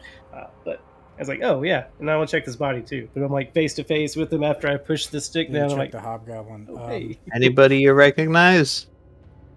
You are able to get a large crossbow bolt out of his chest. Okay. Slightly used. Was he hiding that? Slightly used. Apart from that, it doesn't seem like he has anything useful. In fact, it looks like someone was already here and took what he had. Ah. We're not the first ones to find this dead guy. All right. This guy, probably not one of our adventures of Parenval, but must have met them. Post-mortem. I mean, he could have met them pre-mortem. That's a good point. He could have been friends with them. Post-mortem. Yeah. Well, They gave him the gift of mortem. Should how we much does he weigh? Is he lightweight now that he's dead and desiccated, sitting out in the desert? What is your intention? If he's light enough, I might just kind of take him with us for a little ways. You never know when a good body to throw down might be helpful. If you do that, you would be with treasure, which will change your movement distance for exploration, and you would not be able to carry anything else without becoming encumbered and unable to move. So with treasure, you have a leather armor. Is that right? Right. You go down to 60 feet exploration and 20 feet in combat. Okay. Yeah, I guess I'm kind of just got him over my shoulder, not quite Beacon to Bernie style, and ready to just drop him and to the ground if All right. need be. You all go into the room. I do not help him carry his girlfriend. I was going to propose maybe burying the dead, but desiccating is cool too. I'm here for it. All right. Well, desiccating is what the desert did. Ha ha ha ha. Does Ben open the door? Does Ben go in? Is that who's going first, or who's going first? I will go first cautiously. Okay. When you go up and you take this, actually, take this door. Oof.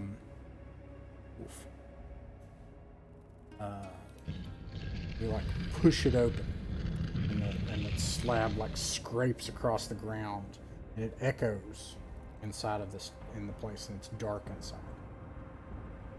And you stop for a second as you open it, and you can make a hear noise check if you want. So, I do want. So that would be both your thief skill and a wisdom attribute check. All right. Because you said you wanted to do that. So that's. It doesn't tell me to do anything specific for hear noise as a skill. It should be. Or wait. It should be something you roll for a thief. It just says, in a quiet environment, a thief may attempt to listen. This is difficult, so Yeah. you need to hear noise is a 1 or a 2 on a d6 at level 1. Oh, okay. And then you also roll a d20 to try to get under your wisdom. So a 1 on the listen exploration skill is good?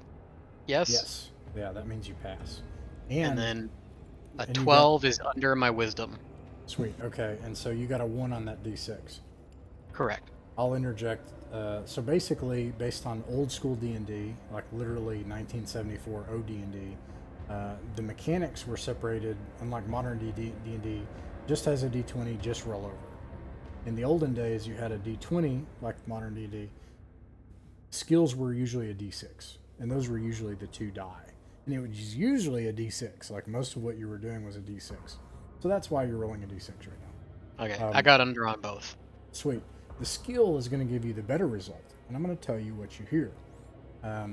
You hear, as you scrape the door open and you wait for a second, you hear a hissing sound. As you hear the hiss of escaping gas inside as you're opening the door. I would like to step back and ask somebody to make fire in there.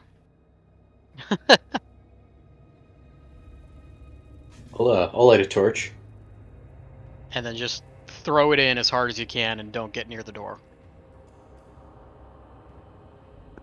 Let's do this. You do it. Yeah. Step back with my new friend.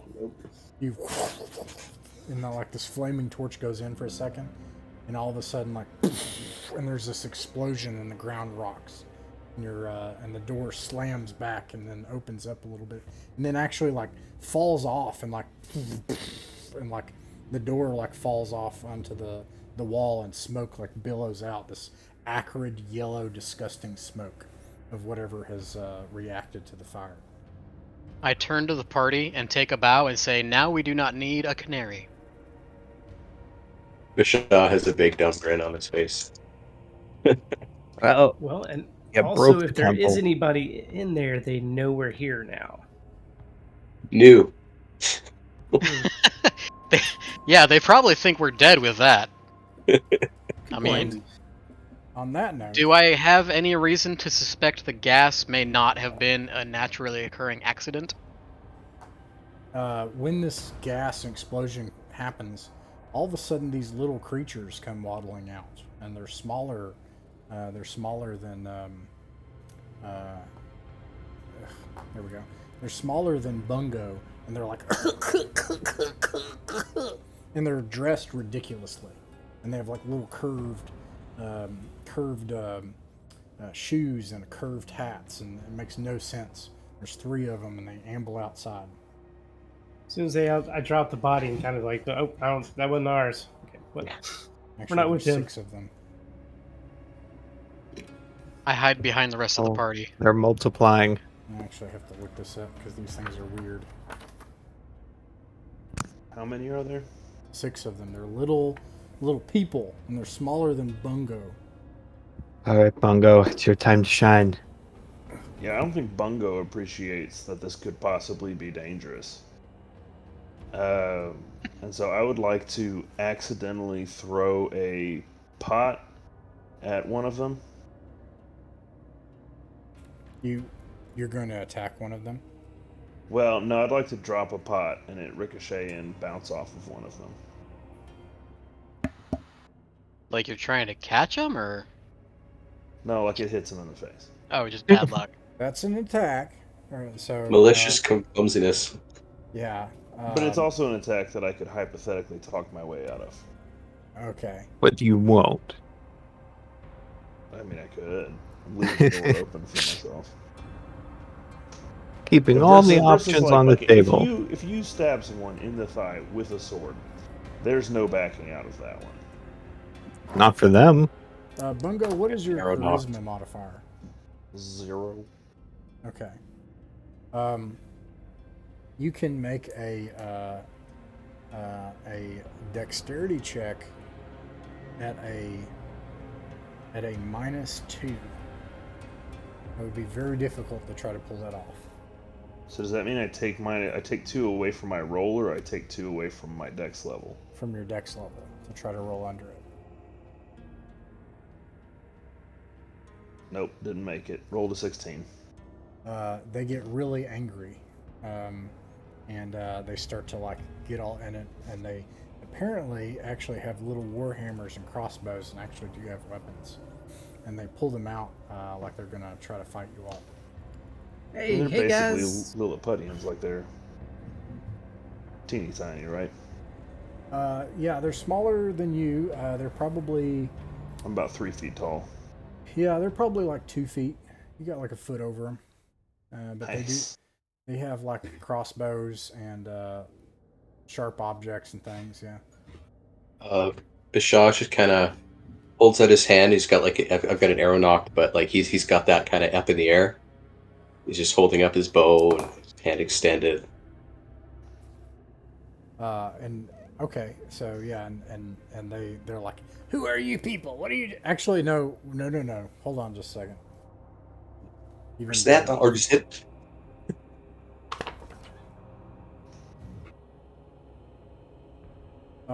they start speaking. Yep, they start speaking in a high-pitched gibberish noise. All right, guys. Nobody recognized that. I'm assuming. Do you know?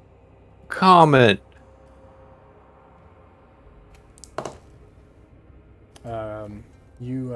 One person actually comes forward, and he's like dressed. He's got 2 loopy dangly things on his hat. Well, that's kind of oof. So he's a big deal, and he comes up and he's like, "Who you be? Who you be? Why come here?" What do we call ourselves? Do we need to? We're I've been trying to come up with a name that has something to do with looking up, and I'm not quite there yet. yeah. I do like that we're at the top of the pyramid, so less chance of it. Anyway, that's a different subject. Bishaw puts his arrow down, like puts the bow down on the ground and kind of has his hands up, and he points behind, in the direction where like the portal that we came through is. We came through the gate. We have come to explore the ziggurat. Not panic. We are from the future. What of the past? We don't really know. No. The past isn't scary. We are from the future.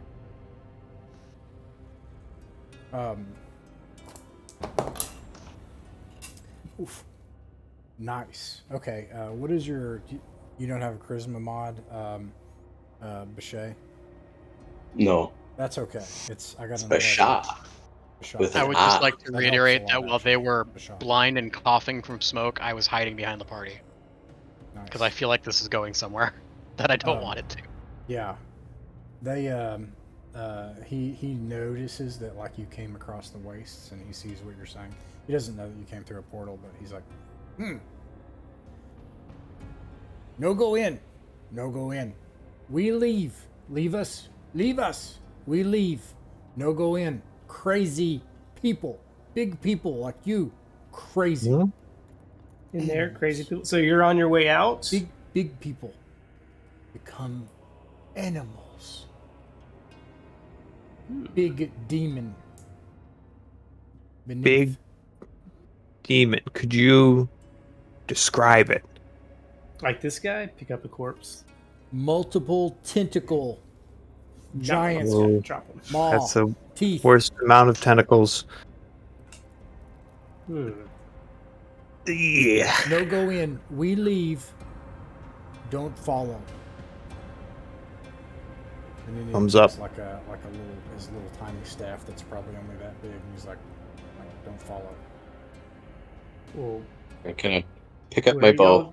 going? We're going, I'm sure, different ways, but And they like start like going down the steps backwards in sync with each other, like facing you because they're not going to turn their back to you. And they go down the steps until they're in the misty dark, down at the base of it. So they just went Should back we- inside. No, they Oh, they left. went down the steps Into the desert. into the desert. Yeah. Okay. Okay. should we follow them? No, we probably should go. We're in for this, right? Yeah. Well, I mean, did we win? I feel like we've learned a lot today. We've got the statues. There's a demon. It has tentacles and a maw. This has been some solid reconnoitering. And all I got to show for it was this dead guy and a crossbow bolt. That's That's more than he's got to show for it. Question about the statues. Do the snakes around the child appear to be like abducting it or trying to eat it or Acting almost like clothes, like wrapping around him. so like they're probably closer to like a summon of some kind or a metaphor than actual snakes in this particular depiction? Okay. Let me see. Because I have answers for that.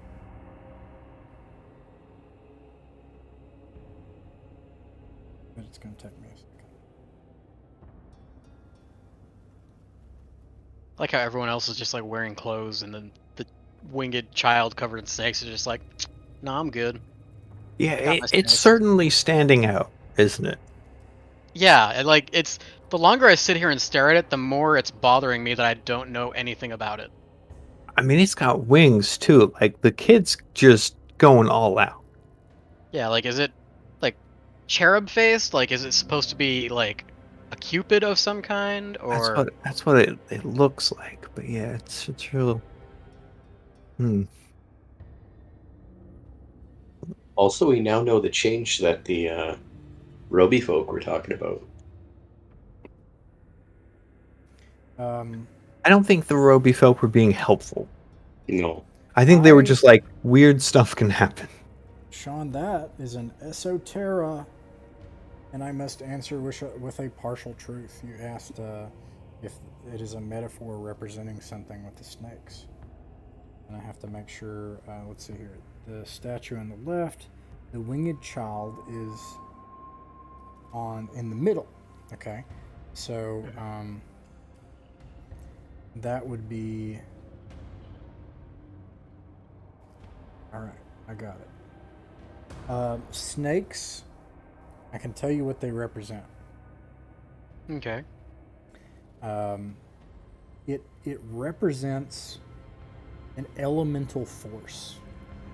So it's sometimes used when it comes to medicine. It's sometimes used when it comes to the power of the gods, or deception, or mystery, or magic itself. A snake usually represents like a elemental truth to the world. So they often represent medicine, sneakery, secrets, and magic. Then, given the wings and the rod, I believe that this is actually an adventuring party of its own. The woman with the sword being a warrior, the child being a healer, and the Zeus-like figure being a mage. I can answer a partial truth as part of the same esoterra and tell you no. These actually represent some sort of divine force, at least from the point of view of whoever put them there. Yeah, those would be Yes. some impressive pecs for a mage. I was more commenting than asking. Oh, but I still give you credit for it. And so that I is appreciate it. 15 I have XP and a- an 8 XP for Shay. I have a question about these statues as well. The woman, Yeah. approximately how can I get a sense of how old she is? It might sound silly. She looks timeless and classically beautiful. Alrighty. Also, the stuff they're holding, they're all part of the statue, or are there any, like, is the rod come out of the hand, or a sword? I'm sure it can fall on us. Yeah, is there anything lootable on these statues, or is it all solid piece, is what I guess I'm trying to figure out. You would need to go up and look at it somehow, which from where you are, it would be a very difficult climb, although a thief could attempt it. And it would be, what I would do is you would have to do a sheer surface check, and you would have to do just the skill, and if you fall, you would fall 50 I do feet. like stealing things. So that would be It's 5d6 tempting. damage. I do have some rope, and, well, I do have rope and stakes, and well, I thought I had climbing stuff, but I guess I don't. I just have a rope. Either way, it would be a climb sheer surface check for a thief. Yeah, I was more thinking of in case I fall, so I don't, Oh no, it would if there's a way to. There's based on what you're saying, there's no way that you could try to mitigate that fall. Now, Gotcha. if you could get closer somehow, but from where you're at, no, you would have to really do some hardcore climbing to be able to get up there. Some real parkour. How to get up there? Gotcha. So yeah, I thought I had a grappling hook too, but I don't, so it wouldn't matter anyway. But Based on the town and the corpse we found, is there any reason to believe there's something worthwhile up there to steal? You don't know. But with that, we're 2 minutes out. So before the 2 minutes is up for the session, what are your all's intentions for next time?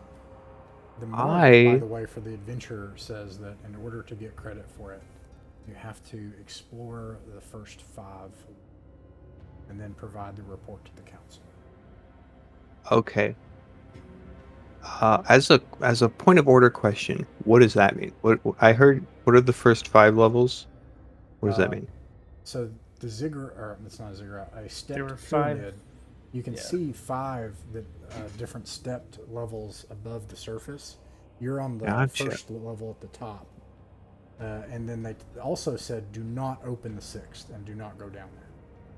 But because there was one under the sand, right? Yeah. Is that what was it? So. Right.